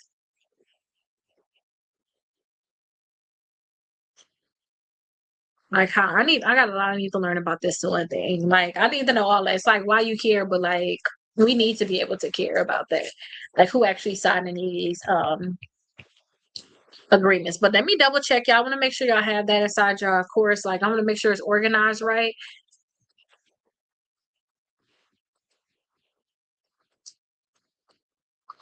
Because y'all have y'all dispute letters. Like, y'all have y'all round one dispute letters inside your free course. And if y'all have the number one or the number two book, y'all look inside y'all books. Y'all got the access to that free course in there. But let me just double check what it says so far, and then I'll see if I need to change anything. So let me see. Okay, so I got for the phone numbers to remove inquiries, that's the phone numbers to the bureaus. Hi, you're new here? Okay, gosh, child. Well, welcome, welcome, welcome. My name is Rakita. I'm looking into y'all free course. When y'all buy like the number one and the number two, y'all get a free course to come along with it.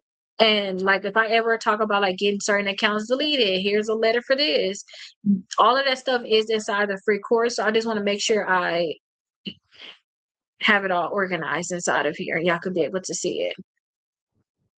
Okay, but if you guys don't have your credit scores over 700s, that's my main goal, is to get you over the 700s. If you try to go over the 700s and they don't want to like delete accounts from your credit reports, maybe if you got like collections and charge-offs that's keeping your credit score low, if they don't want to delete them accounts from your credit reports, I teach y'all how to sue them, like how to sue the companies and make them delete it. And when you sue them, how to get money from them, how to get them to delete the account, and how to get them to waive the debt. Okay, so that if they say you owe $4,000 on the account, they'll say you owe $5,000, waive it so that you don't owe it anymore. Okay, so I see I got the round two dispute letters on here. I'm gonna remove that. Y'all don't need that. Y'all got your hard inquiry dispute letter. Y'all got your budget templates on here. Y'all goodwill letters. Oh, you know what? It's inside of this packet, and y'all not looking in this packet. Let me organize this better. Okay, I'm gonna edit it right now and put it in there better than that. Okay. So pages number 2. So I'm gonna put one in there for just credit bureau addresses.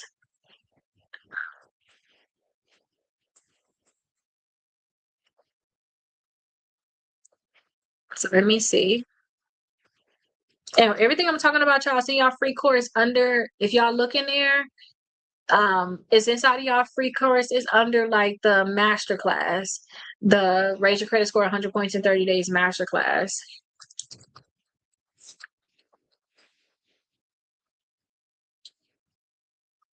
Okay, good. Got all of these printed out. All right, Julie, here you go.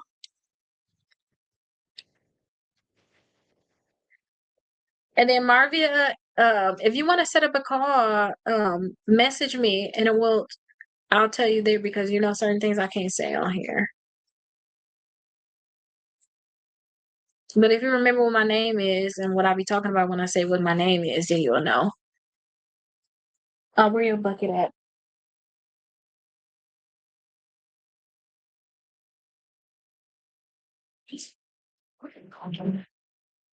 Sure, they got low. Oh no.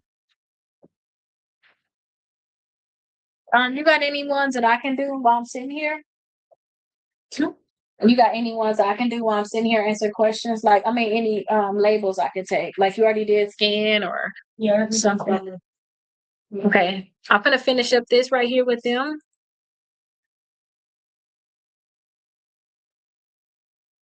Making sure y'all have all this in y'all course. Okay, so the credit bureau address is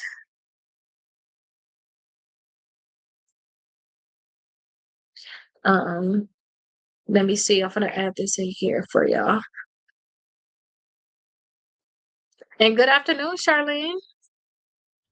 Good afternoon to you. How do we get it?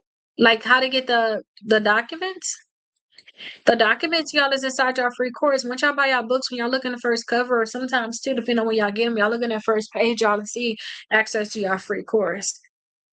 So once y'all get inside y'all free course, y'all be able to see everything. All right, so We got that. I'm gonna put your letter in there because I want you to use this one right here.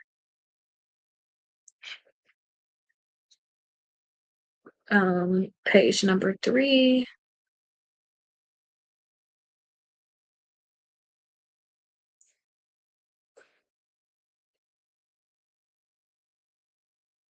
Okay, I'm gonna put. It's gonna say round 1 dispute letters. That's what I'm gonna put.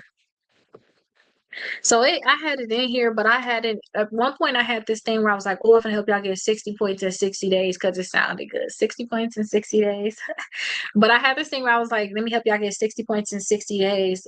So I had all of the stuff in there, on like 9 pages of documents in there. But I'm gonna separate it here so y'all can have it.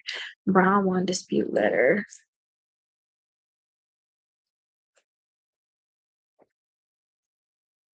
And then let me put bureaus so that y'all can make sure y'all understand that.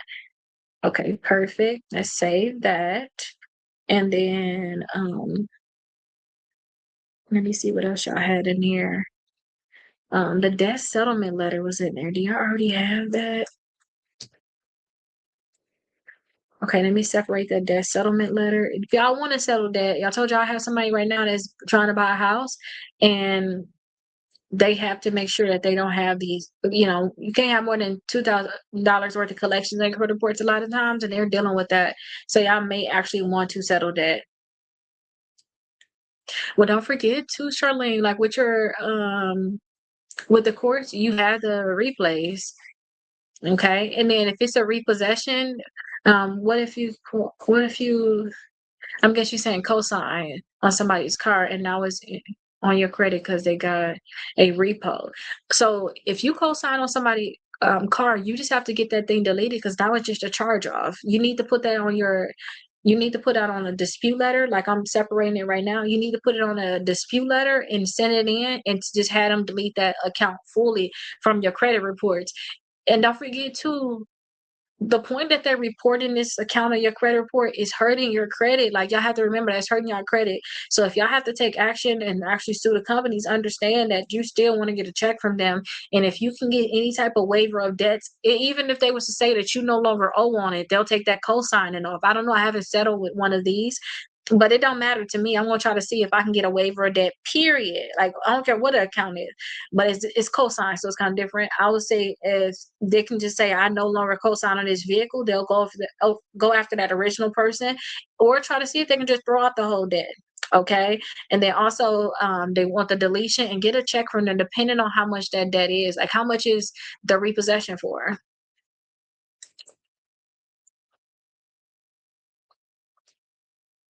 Okay, so this is the debt settlement letter. Let me make sure I add that in here. So I'm gonna have the debt settlement letter in here too. Y'all got the credit bureau's address. Y'all got your round 1 dispute letters. Y'all got your debt settlement letter. And then as we go through this, y'all, I'm gonna continue to add more stuff. So if you're watching a replay right now, in the future, you just look down below. You should have it. Okay, you should be able to have all of these things. But if y'all ever find anything, leave me a comment like, Keita, where is this? Where is that? I need this. I need that. Let me know because it shows me what problems y'all are having and what we need to fix. Okay. Let me see if there's anything else that was in that packet. So, inquiry removal letter, I already did that. I don't like this validation of debt letter. I got a new one on here. Okay, so, okay, I can delete this packet. Let me delete this packet because y'all not going to use it like that. And then y'all got a new validation of debt letter.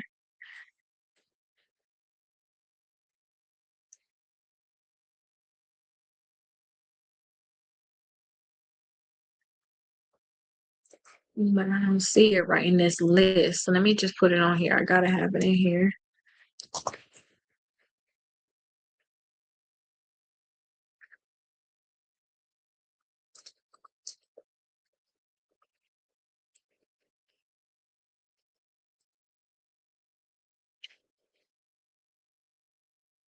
Okay, let me see.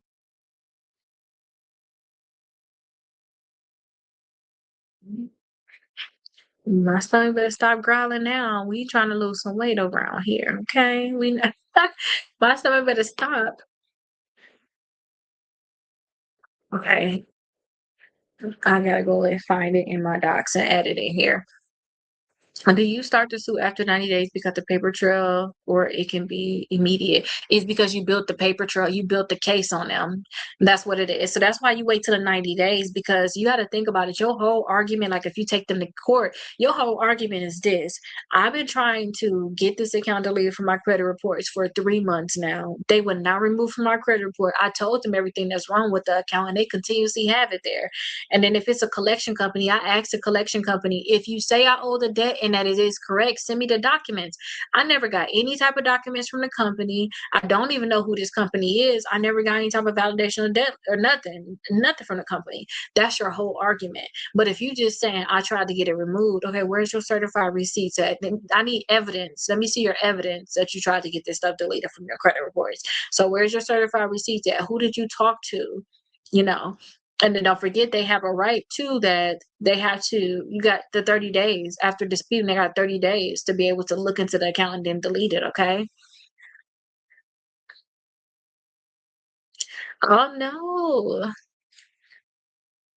I don't know how to help you. I'm sorry, I don't know what to do. I don't know how to help you. So, because I'm confused. It says collection slash charge off, so I don't know which one to choose. Okay, let me show y'all the difference. We got time, y'all. We got time. Let me show y'all the difference on these accounts. Let me share my screen with y'all. Let me show y'all the difference. Let me make sure that we got the discount up. Okay, let me wait till after this discount thing, y'all. So I want to make sure y'all keep y'all discounts up, and I'm gonna show y'all the difference. Okay, let me put y'all back right here. So let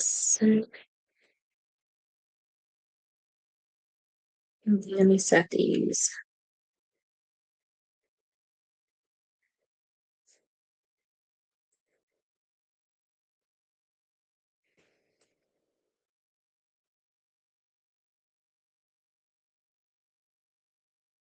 Okay, let me just start these and then I'll do it because that'll give me 20 minutes.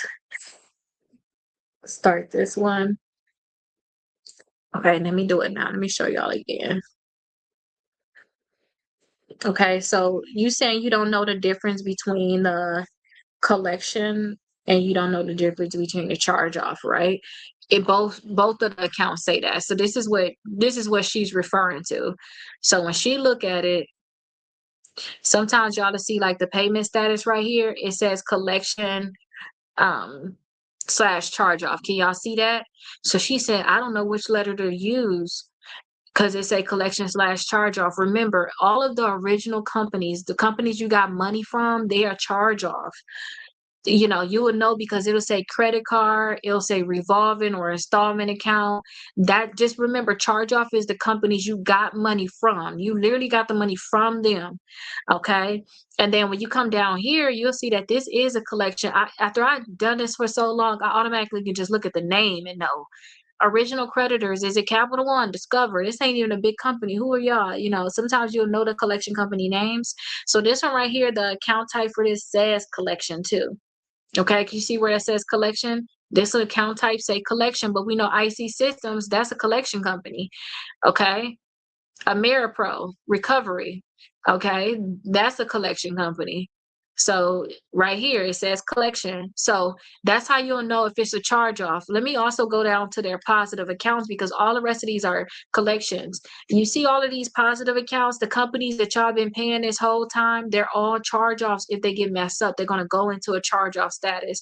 Hey Ray, they're gonna all go into a charge off status. So this one right here is Synchrony Bank. This one, it will go into a charge off status if they ever mess up on them. It's a revolving, it's a credit card right now. Collections are those companies that come ask y'all for money, but y'all didn't get no money from them. They bought a contract from your collection company and now they asking you for money. Okay. So if y'all see that, then like if y'all see this and it's like it's a credit card and revolving, y'all know that this is a charge off. Okay. Y'all know that this is a charge off. If it's a collection, then you know that it's a collection. Let me also, while we doing this, because y'all ain't answering no questions, let me show y'all something else, and then what if the student loans show late, but they are no longer late? Then you'll ask the credit bureaus to remove the late payments. you'll ask them to remove the late payments. Let me show y'all something else in regards to that. Let me flip this back around, y'all. Hold on. In regards to that question. But I'm going to show y'all that dispute letter and how y'all just want to put it all on there. Tomorrow, we're going to go over that more.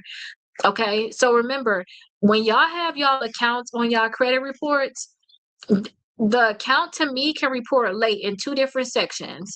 When I look at the payment status, sometimes y'all look at y'all payment status and it'll say, hey, you're late 30 or 60 days or whatever, right? You can see it in y'all payment status. Let me see if I can come up straight. Okay, you can see it right here in y'all payment status, or sometimes if y'all look in y'all payment history, it has late payments. This is where like y'all old late payments will be hiding. But y'all payment status talk about right now, like right now, they 30 days late, 30 days late, 60 days late. But this is the error because this is just one Capital One account. And then you can see, who is that? Equifax is reporting 60 days late, while Experian and TransUnion saying it's 30 days late. So these are them errors that I was telling y'all about. These companies have so many errors. All of this red stuff is errors, okay? So look right here. This one says the payment status. They say, hey, we already charged it off. It's a collection / charge off. That's just what they say. They saying basically pick one. So they already said that they charged it off. But if you look at this payment history, let me really zoom in so y'all can see what I'm talking about. Let me zoom in real good. Okay, let's just make sure that they see. Okay, they can see real good over here. All right, so if you see right here, December 2019, 30 days late, 60 days late, November, all of this. This is all three credit bureaus right here. Experian is on top. Okay, so let's highlight that. Y'all need to be able to separate this credit report. Y'all got to first be able to read the credit report, like how it's all laid out. Okay. Green, and then this one is TransUnion. These are three different companies, and they reported three separate information about the same account. Okay, so you can see right here, this is where all y'all hidden late payments will be. Y'all may have y'all hidden late payments right here. Now this one say CO, it's charged off, or sometimes you'll see CO as mean collection. But this is still payment history. Even if it's a collection, y'all, they shouldn't have no payment history here. Let's see if these, you see how this is a collection, they ain't got no payment history at all. They're not supposed to. If y'all see any right there, y'all know that they automatically got a problem. Only your original company can have payment history, okay? But this is where your late payments can be hidden. So if you see that there's late payments within here, you have to do goodwill letters to the company and also to the credit bureaus. And then sometimes too, y'all don't have like, let me zoom out. Sometimes y'all don't have any late payments in y'all payment history, but when y'all come up to like y'all account, y'all look at it, y'all will see that right now they're saying you late, but you don't see it in your payment history. Sometimes I see that they're still reporting like the late payments 30 days, 60 days late. They'll still be reporting this late. That's just an error on their end. They haven't changed it. They haven't edited on their end. So I see that that's a problem sometimes, that they still have like those late payments there. But that's just the error on their end. You just need to do it because you want to keep the account. So you want to be not so aggressive. You just want to ask them, hey, can you please update my payment status? So some of my clients, I look at the payment history. I don't see no type of late payments. These people I do though. I see late payments here. But some of my clients, it's just the payment status. And then sometimes it's just one bureau. Like one of my clients, I deleted, like, because I asked the credit bureaus to take the late payments off the payment status, like update it to current, because I want it to look like this, y'all. Where is it at? So this payment status right here, it says that it's current.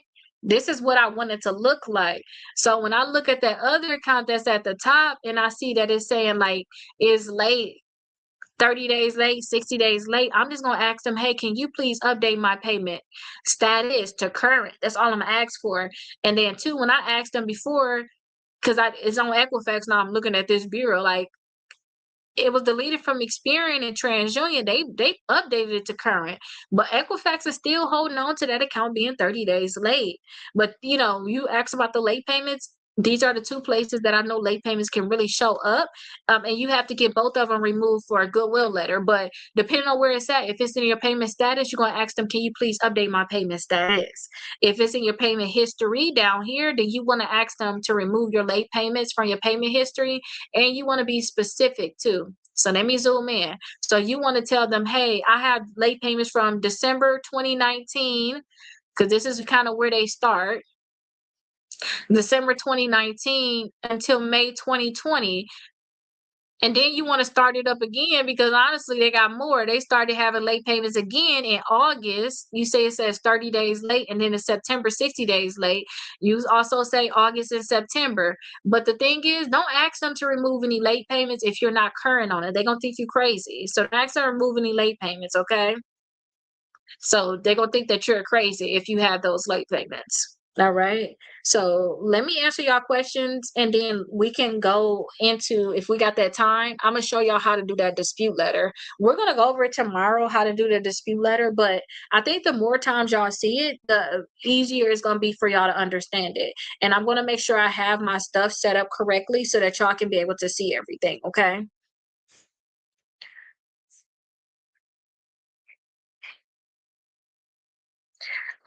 So the one that you have, the only change I'm making is that we're putting labels in there now so that y'all can have access to the free course. But now instead of me putting the labels in like the front cover of like your book, you'll see like your access to your free course. Instead of doing that, your very, very first page, like your first page is going to be right there where you can get access to it, just so we ain't gotta do the label thing no more, because that's a lot that's going on in our house too. Like this is a lot having to put the labels on there, then make sure you have y'all books so y'all can get access to y'all free courses. But it's not like changes. It's just that as a change. Before I end up doing this book, I did make a change though. I did make a change. Just in case you guys do have like this blueprint book, when you guys have personal information letters in here, you know, sometimes you have additional names and addresses on your credit reports. Instead of putting like dispute errors on there, because it's not, to me it's not a dispute error, I just made a mistake when I did that letter. So let me show y'all, let me find it. Instead of doing that, I just put it as, let me, okay, correct personal information. So right here it say like your account name and account number and like your dispute errors. Can y'all see that? These are your personal information letters. Okay, so instead of having it there, let me see what I end up changing it to. I think I end up just changing it to like personal information. Like put your personal information right there. Yeah, that's what I did. I just put personal information now. That is one of the changes I did want to change because it was bothering me. So right here, instead of saying the dispute errors, your account name and account number, it just say like personal information. But you got the updated copy. You got this book right here. It's already updated. Okay. So that is something that I did update. Like that was actual changes to like the book. And then also I did do another one. Oh my gosh. I gotta tell you, I did do one more update. Let me see. Now I'm thinking about it. What day was that?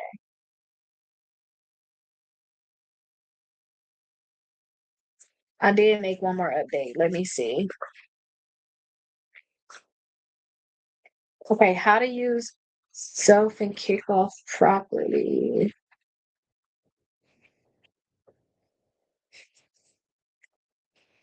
I basically inside of y'all Strong in 75 book, which y'all got this in a bundle, but y'all updated books that y'all getting right now, y'all gonna have the update. You know, it's just in here that y'all won't have it, but it's still fine. That y'all don't have it. Like y'all don't have that section. But let me find out where it was at. I forgot where it was at. I did that update. It was on one of the days in there. I switched out one of the days.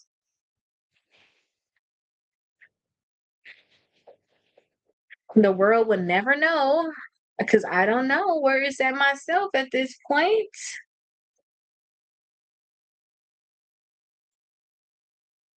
I want to find it now because I want to make it clear to y'all. But basically, I switched it out because I talked about self and kickoff on day 52, and then I talked about it again on another day because I really wanted y'all to get that self and kickoff because it can help y'all so much. I end up switching it out. Let me see if I did make that change. I know I wanted to.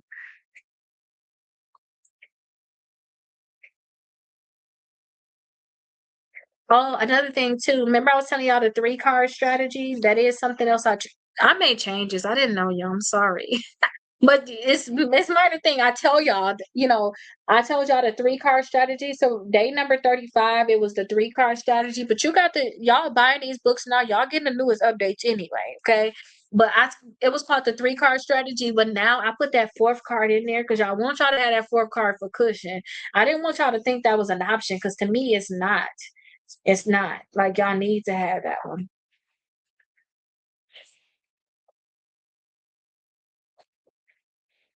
Dang, I can't even find this myself. Did I make this up in my head or something? Well, we found a few changes, but I thought I put in here too, basically about bankruptcy. It's all about bankruptcy.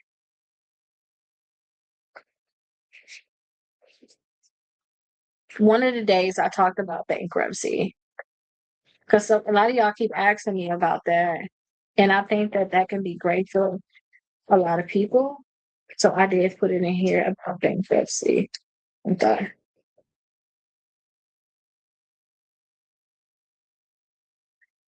I should change that to student loans too.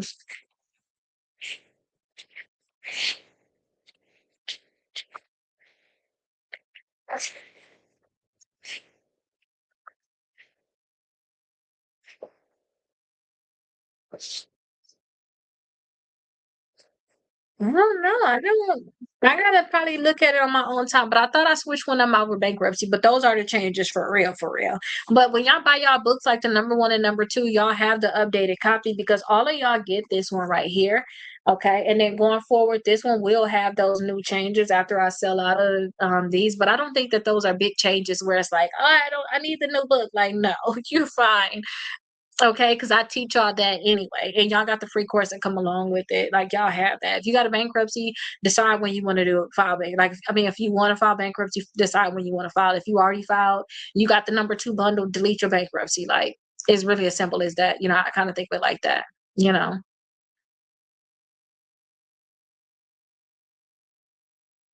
And what if student loans are late, but they're no longer late? Do you recommend trade lines? I only recommend trade lines in like one situation because we just looked at this simple credit report and we seen that they had trade lines added to their credit reports and they're maxing out these credit cards. These companies that well the person whoever they is on their authorized use on their credit card, they're maxing it out and it's dropping their credit score. The only way to get your credit scores back up is to by paying it. But who's going to pay somebody else's credit card off? Like not me. So only time I'd recommend you guys do trade lines is if you're trying to buy something soon. Like if you're trying to get a house and you feel like you're only a few points away from having a better credit score and you want to have the best credit score possible, then you can get a trade line at that point. If you're trying to get a car, this is another instant, then y'all can probably get a trade line at that point too with your car. Add a trade line on, your credit scores go up, go get your car right away. As soon as them trade lines is added to your credit reports, you want to go ahead and apply for the credit right away. The reason why I don't think that some people should get trade lines is because they don't stay on your credit reports.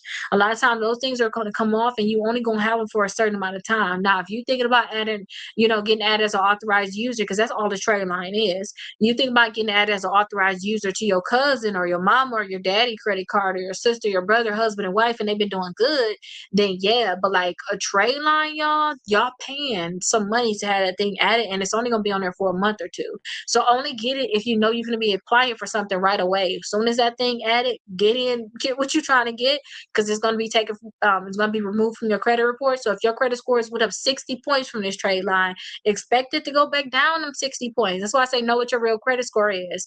Okay. So expect it to go back down them 60 points once it's removed from your credit reports. Is it correct that we print out our name and not provide a signature? You can provide a signature if you want to, but I wouldn't. Like, you don't need to. But I used to think that I didn't want them having my signature, and then I also was taught that. But I realized to not do lawsuits, it don't matter. Like, it don't matter because when you sign your settlement agreement, they gonna see that signature, okay? But I guess that is during the time where you are actually gonna get a check from them too. So hopefully y'all are trying to get checks in y'all settlement agreements, but you don't technically have to sign it. You can just print it out if you want to sign it, you can sign it, but just print that thing out. We're not trying to go above and beyond, but I just don't think it's gonna really hurt anything. Me personally. Okay, y'all. I've been neglecting y'all over here because y'all got more comments than I thought. So the special you're running is you buy the book and everything else is included. Yes. So because I wanted to get on TikTok so bad. I did. And I realized I thought I can do like digital things, but TikTok was like, no, we need physical products over here. So that's why I was like, okay, let me physically make some books. And then as I started making books for y'all, I realized y'all needed more books and I wanted to put all my information out there. So that's when I started writing the actual books. So the main thing is that y'all get y'all books and then y'all get y'all free course that come along with it. Y'all have everything that y'all need to know inside of there. Like everything that y'all need to know, y'all can get it. Any documents or anything, y'all to be able to get it. What does it mean when you have three different credit scores, like big gap, three different credit scores, like big gaps? Y'all gonna have gaps. Let me show y'all this credit reports. I kind of went over this earlier. Y'all are gonna have gaps in y'all credit reporting when certain accounts are just not reporting on all three credit bureaus, good or bad, right? Y'all gonna have gaps. Y'all gonna see if y'all look at y'all credit reports and they're lined up like this, the way I like to teach y'all. Let me make this a little bit smaller because we don't look too hard on this account. I just want y'all to see gaps, okay? So look, you think that every credit report is equal, but it's not. So this was reporting on all three credit bureaus. So it's gonna hurt or help all three credit bureaus equally. This is on all three credit bureaus, but look, it's a collection, but it's only on TransUnion. So it's not gonna hurt these two bureaus, it's only gonna hurt TransUnion. And then also you have the IC systems, it's not on Equifax, so it's only gonna hurt Experian and TransUnion. The reason why you probably got gaps in your score is because the counts are not reporting on all three credit bureaus, good or bad. Your credit score may be higher on a particular bureau because maybe you got something like this. Let me zoom down. Let me come down here and show you. Excuse me, my nose sound like it's getting clogged. Maybe all of the talking, but y'all can see this is on all three credit bureaus. This is not on all three credit bureaus. This is missing on Equifax. So this account could have helped boost the credit score, but it's not on Equifax. So Equifax not going to give you a boost for that. This on all three credit bureaus. And then too, they got an auto loan that's paying on time. They're paying it on time. They ain't got no late payments on it, and it's current. It's boosting their TransUnion credit report and their TransUnion credit report, but Equifax and Experian ain't getting no type of love with that. This is why y'all have gaps. It's not reporting on all three credit bureaus, or it is reporting on all three credit bureaus, and that's why that credit score is low. So remember, account can do something good for you, it can do something bad for you. So depending on if it's on all three credit bureaus is depending on whether it's going where if it's going to hurt your credit report or actually help it. Okay, so you can see it's gaps in here all through here. Okay, so that's why your credit scores can have those big gaps. But I hope that y'all fully understand that. Like that's how y'all that's why y'all got them big gaps. Cause y'all certain accounts, is there a way to get them to report on all three? With applying for credit cards, you will hope they just report on all three credit bureaus. And sometimes too, when y'all get trade lines added, y'all are very, very welcome. When y'all get trade lines added to y'all credit reports, they probably don't report on all three credit bureaus. They probably report on two bureaus. Okay. Y'all may see it's a gap. It didn't make it to the other bureau. It's not a guarantee. And you can't make these companies report to these bureaus, which is it's crazy to think. Like you would think that you'll be able to help them make them report, but no, you can't. Like they just got to do it on their own. Like if they don't do it on their own, it is what it is. All right, let me do one more of these, y'all. We got 17 more minutes. So Experian is your lowest at 755, and see what it is. Like, is one of your positive accounts not reporting there? Like, because what is it? You just have to see like the different changes, and then you'll see like, oh, that's why my stuff different. They not doing this or they doing that, and nah.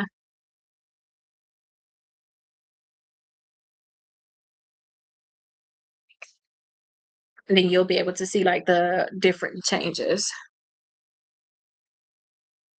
All right, so I think I did the flash for both of these. Okay, they're gonna come back. Let me answer y'all other questions. But I'm so happy that we get through this. This is just our day 2, y'all. Don't forget when y'all get y'all books, y'all are gonna have access to the free course. I really went in there and made sure that y'all have what y'all should need for right now.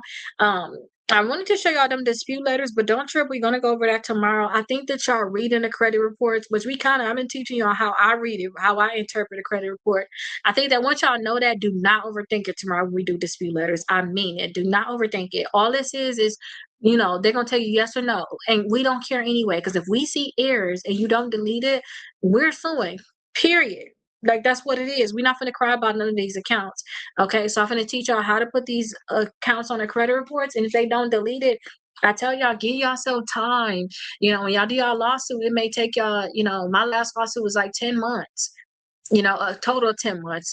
Throughout the time, different companies was settling because it was 4 companies total. But it's not like this one just happened overnight. I say give yourself a year. Okay, give yourself a year.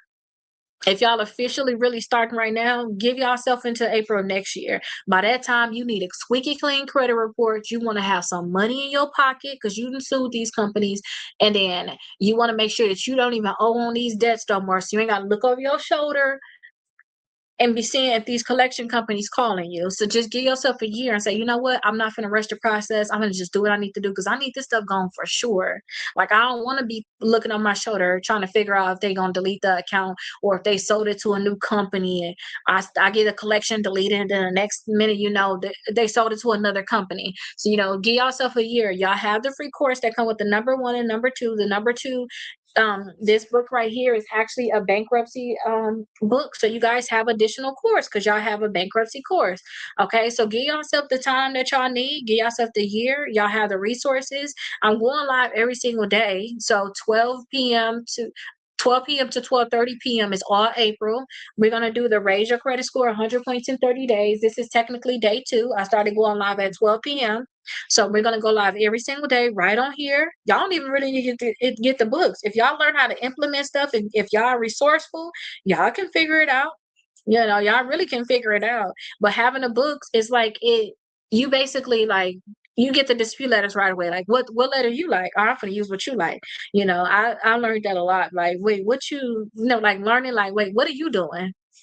Learning my trading because since I'm such a newbie in a sense still with trading, I understand where y'all are coming from.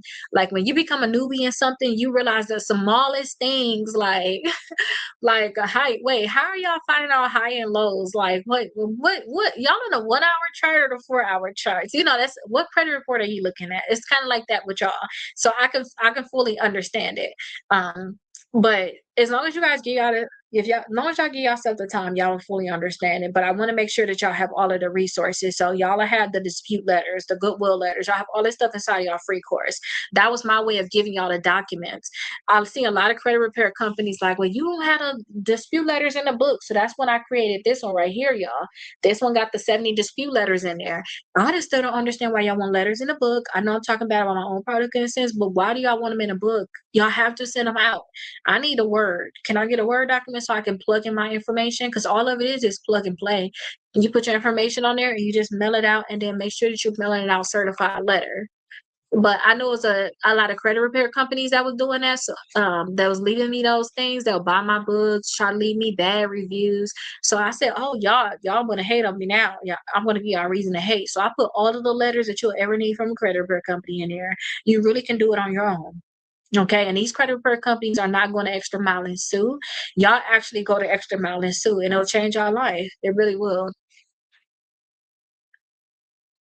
How do you know if you should file bankruptcy? I think that if it's so much debt that you can't handle it, you should file bankruptcy. When I was clipping up my videos from yesterday, like making the smaller videos, I was clipping them up. I seen that I gave a good example, and I'm gonna stick with that. Because I was talking about how some people file in bankruptcy and like their credit card's not even maxed out. They just file in bankruptcy on they got a collection company calling them. We about to take them to court. They scared. It's like, dude, your credit cards ain't even maxed out right now. Like you finna file bankruptcy, you have to include all of that debt in there. You got bankruptcy for nothing. I have been seeing a lot of people use bankruptcy to actually get ahead in terms of like if you can't handle it, you can't handle it, but you can get ahead by getting rid of the debt. So I say just make sure that like don't file bankruptcy. I see people file bankruptcy on $4,000 or $5,000. It's like you ain't even had no credit. At least put put 30, $40,000 of credit, put something in there or something, like, you know what I mean? But I say when you really can't take it and you have like a lot of debt, then that's when you'll know you need to file bankruptcy. That's what I would say. But depend on your situation too. One time I filed bankruptcy when I was going through my divorce because I thought it'd be easier for me to be able to. Well, I was under impression that it was helping with my divorce. Like I was trying to fight for my properties basically. Like my ex-husband didn't do anything to help me buy my properties, nothing at all. He don't even know the address. Like we literally was just having kids because I was under that impression, like, once we've been together, you know what I'm talking about. Like I'm gonna only be with you. If I ain't had that thought, which I would never had that thought ever again. But if I ain't had that thought, like we wouldn't have been having multiple kids. Like I would have been living my life. I was living my life. So I was like, well, let me just file bankruptcy. And the attorney was like, yeah, just do that. And I was thinking that's gonna be smooth, but it didn't work out like it needed to. But everybody got their own thing. Maybe try to file bankruptcy, even save your property, save your primary house. Maybe you didn't pay a mortgage or something, and you just want to get back on some type of payment plan. Everybody got their own reason why they probably will file bankruptcy. Okay. So it ain't always, oh, you got a lot of debt. But I'm saying if you gonna file bankruptcy, make it worth it. Like I don't know. I'm not trying to tell you I do no bankruptcy fraud, but like try everything that you can try. Like you ain't even try to do 0% APR credit cards. You ain't even max out all your credit cards. I don't even see any loans on here. Did you try to get a loan to pay something off? Because if it go bad, you could throw the loan or anything inside your bankruptcy, but at least try. If y'all get what I'm telling y'all, at least try to do something like. And then two, you can only file bankruptcy. Like there's not a limit as to the number of bankruptcy you can file. It's just how long it's gonna take, how long you gotta wait to file it again. Okay, so there's a reason why it's like that. So I'm saying just make sure it's beneficial for y'all. Okay, don't just be doing it just willy-nilly because I don't know. Like some people, like I said, get some one little smaller lawsuit and they trying to file bankruptcy. Oh, I end up getting my car repoed. I'm gonna file bankruptcy. Okay, listen, the car company ain't even looking for you. They already got the car. It's just on your credit report. Get that thing deleted and sue them. Like, and get some money from them. Switch it around, you know. But just make sure it's worth it. Okay, wait, I must have missed it because you said and the account was closed. How did I forget that? I don't think you said anything else with that because I don't see it. And that was a closed account. Oh, you talking about that account I was showing you. I don't know what you were referring to now because I'm not looking at it. I have my daughter as authorized user, but she's not allowed to use the card. I know that's right. I did that with my daughter. I put her on like 11 of my credit cards. Only a few of them end up reporting to the credit bureaus for her. But I think I did that when she was like 14. So yeah, only a few of them end up reporting. And then I let her use the American Express, but she was like, I don't like credit. The whole thought I was teaching her like pay your statement by the due date. She was like, I rather just have my debit card. I know what I can spend. I know what I don't need to spend. I'm like, okay, that's good. So when you have credit cards, I know you're gonna be on a path of just using them every 6 months just to keep them open. And that's where I want you at too. That's a good thing. So that is good. And thank you so much for sharing this information. You're very, very welcome. Is it good to go for a loan forgiveness since you're an employee? Y'all, I'm gonna go for everything I can get. I'm gonna go for it. I don't know. It depends. Like, I wish I could get student loan forgiveness. But shoot, if I can get student loan forgiveness, I'll get off of here right now and put it in. I'll be putting it in, but I can't. So if you able to get anything, you're unemployed too.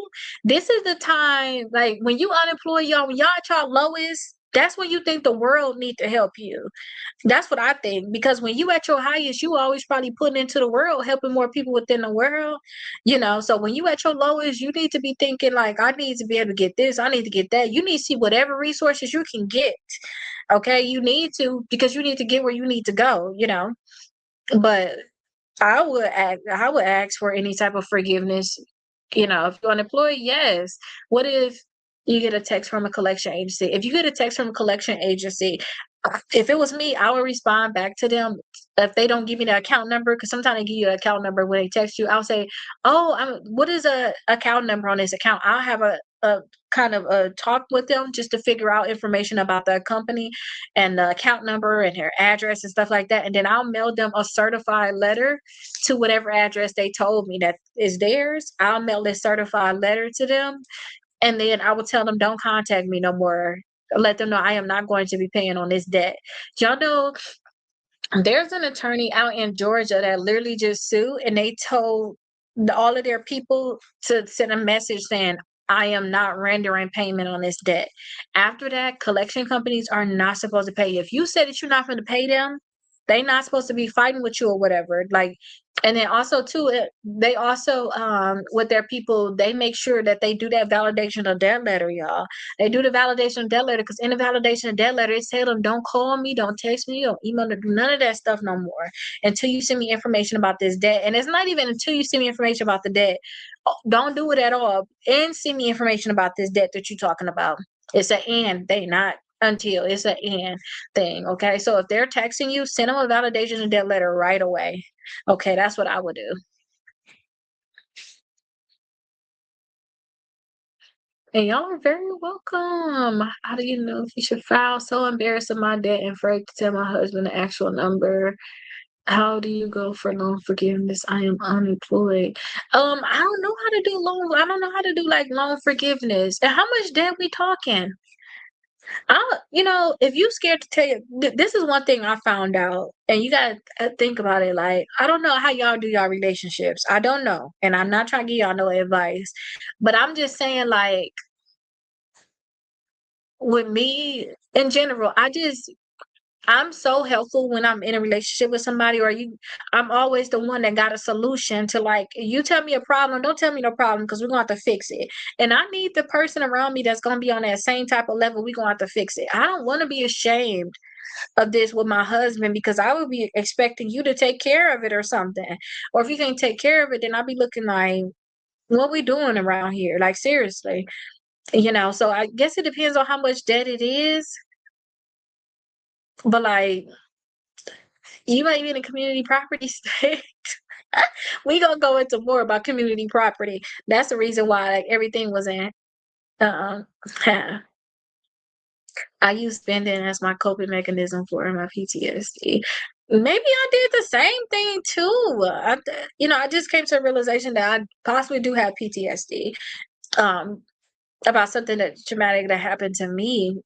But I don't know, when I get, you know what, that may be it. Because when I get sad, I'm gonna buy something and I'm gonna eat. Or if I'm just so busy or something, like if my mind is just going all over the place, I'm gonna find something to eat. I'm gonna find something to eat. Because like when I've been doing all this stuff with you all, I've been eating. Like when I was doing my classes last year, I was eating. But this is the thing. Depending on how much debt it is, so I asked how much debt it is. Because remember, I sued my creditors. I have $40,000 worth of debt that I did not have to pay. But I don't feel no type of way about it, y'all, because I was really going through something at the time too. Like, I was really going through a lot. So it's like, dude, I can't pay you right now. It is what it is. I can't. I'm going through something. I'm like literally about to break. If nothing don't shake, I'm about to break. So that was like the best thing that I did was sue them, because I got that stuff deleted, and then I didn't have to pay them either. So 60 to $80,000 in debt, and then what part of that could be student loans? Because sometimes you think about filing bankruptcy, you can't include those student loans in no bankruptcy. I wish. Um, so you can't include your student loans in bankruptcy. So yeah, I would just, with that amount, 60 to $80,000, no student loans. If that was me, I'm gonna be honest with you, I would file bankruptcy. I would file bankruptcy on that. I would make sure I qualify for Chapter 7. Don't put me in on Chapter 13, because I don't want to be in Chapter 13. I want to be paying you for 3 to 5 years. And then 2, after I file bankruptcy, I would do disputes. I would start this because you probably get discharged 3-4 months. After that, I will start building my credit immediately. I got the game plan, y'all. For the number 2, y'all, this is what it is. Y'all got the bankruptcy book, right? So starting in chapter 2 of this book, y'all, I teach y'all how to get y'all credit scores back over the 700s. Okay, after you file bankruptcy. So this teach y'all how to delete your bankruptcy, how to delete all of them accounts you had to close, including your bankruptcy. But I would file the bankruptcy. I would do my disputes for 3 months. Like I've been telling everybody, we all going down the same path.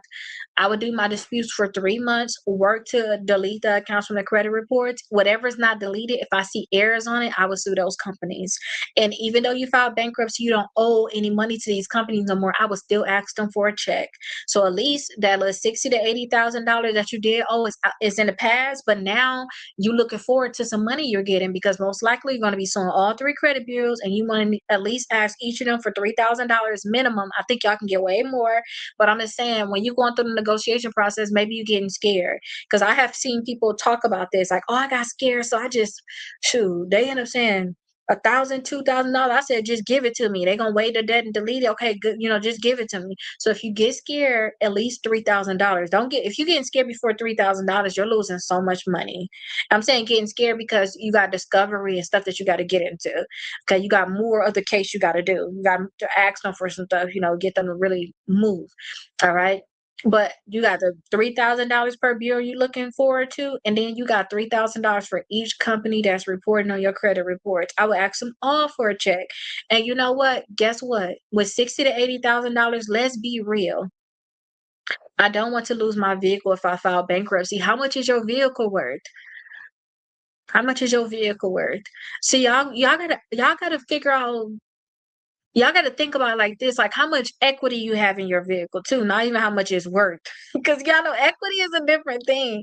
Like, y'all can have a vehicle, but if you was to just sell it right now and had the money to pay off y'all loan, y'all probably get $5,000 if that's because some people say that to me too, like I just want to keep my vehicle, and it's like your car not even worth what you think it's worth anyway. If you was to get in a car accident with it right now, like you probably gonna owe money on it.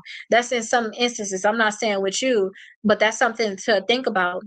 And then also too with vehicles, I'm not a bankruptcy attorney. I just know a lot about bankruptcy. I looked into this. I've been talking to a lot of attorneys about bankruptcy because I do want to teach y'all how to be able to do this on your own because some people just need to file bankruptcy. And I've been looking at how people using this bankruptcy to their advantage. Um, but you guys have exemptions where a certain amount is exempt, meaning that, your primary residence, you probably got a certain amount that, up to a certain amount of equity you can have where you exempt with it. Also with your car, you can, anything over that, you'll probably have to pay it back to the estate. So like say if you was to file bankruptcy, like Keita, I got like $10,000 in equity in my car. If they give you a $4,000 exemption, I'm not trying to be a lawyer. I'm not trying to get legal advice. I'm just talking. If they give you a $4,000 exemption, then that means that they'll try to ask you for $6,000, but at least if you want to, they'll ask you to, if you want to, you can keep your vehicle, whatever, but that $60,000 to $80,000 to be gone. So I want y'all to really like when I think about it too. This is that part about how much you owe compared to what you're trying to keep too. Like you sometimes we be trying to hold on to certain things. I'm not saying that this is you in your case, but like it ain't worth that much. You can go get you another vehicle right after your bankruptcy, build your credit back up, get you another vehicle, get you a great interest rate, and pay that off. Especially if you don't you don't have that much equity in it. You know what I mean? Do y'all get what I'm saying? And then what if you can't get any installment loans? You can get installment loans with like Kickoff and Self. Those two, they'll be able to give you some secure ones on there. They'll report like secure, and they'll build your credit report. They'll build your credit scores up, and then from there you can just start building your credit. And then eventually, if you ever want to go get loans, at least your credit score will be higher. But those would be your installment accounts. Okay, I figured it out. I can open it in Google. Guys,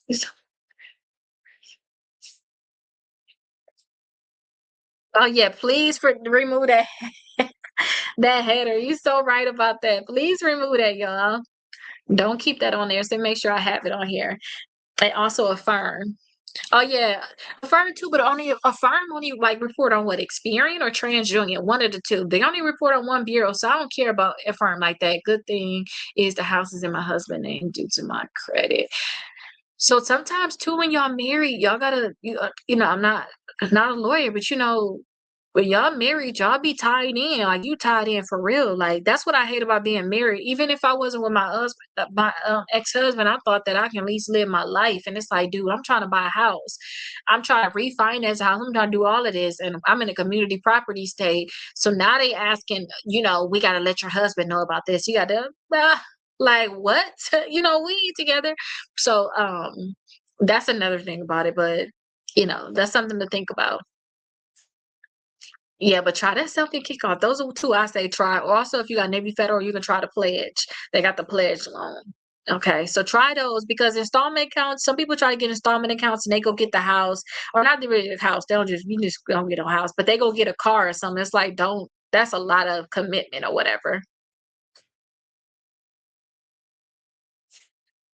You'll have to look that up to see if um South Carolina a community property state, and then also see if you was to file bankruptcy, would they come after any of your husband's assets too, or do you have to include him in your bankruptcy?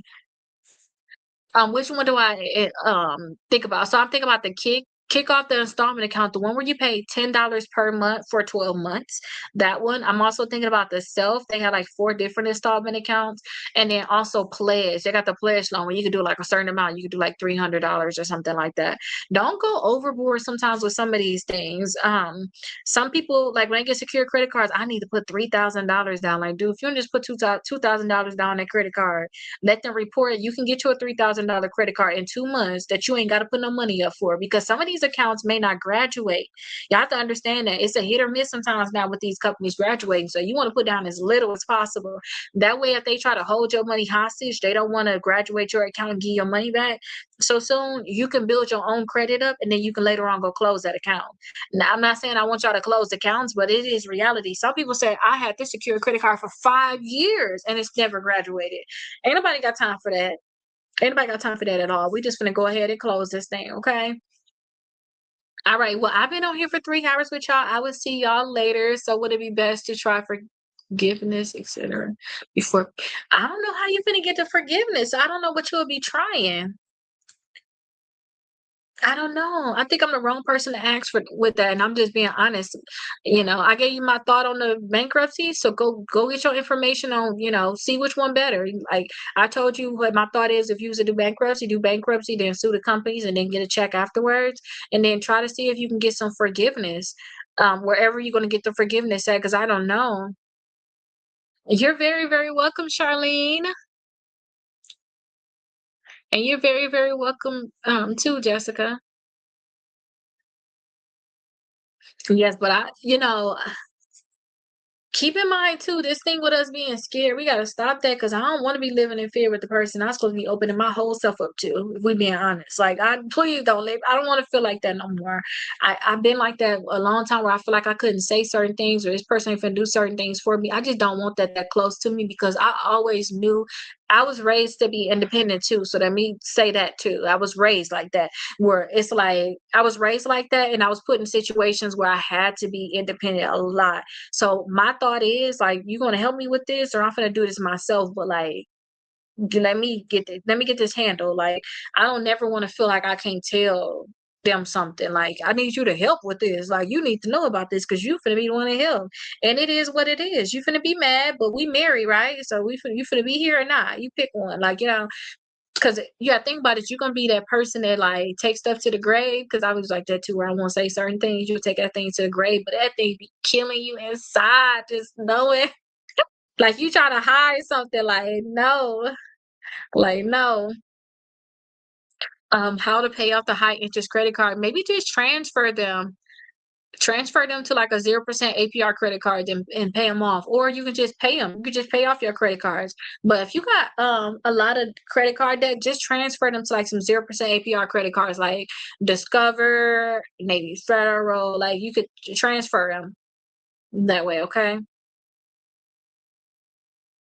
Yeah, just transfer them that way. But all right, y'all. Y'all see, I really don't ever want to leave y'all. But thank you so much, Stacey. I really want to help y'all as much as I can. But let me get off of here. I got some letters to do, got some more orders. Thank you, everybody that ordered. I'll be back tomorrow, 12 p.m. Eastern Standard Time. Make sure that y'all have y'all credit reports for sure by tomorrow, okay? Make sure y'all have them, and then y'all have the information inside y'all free course. I will see y'all all later.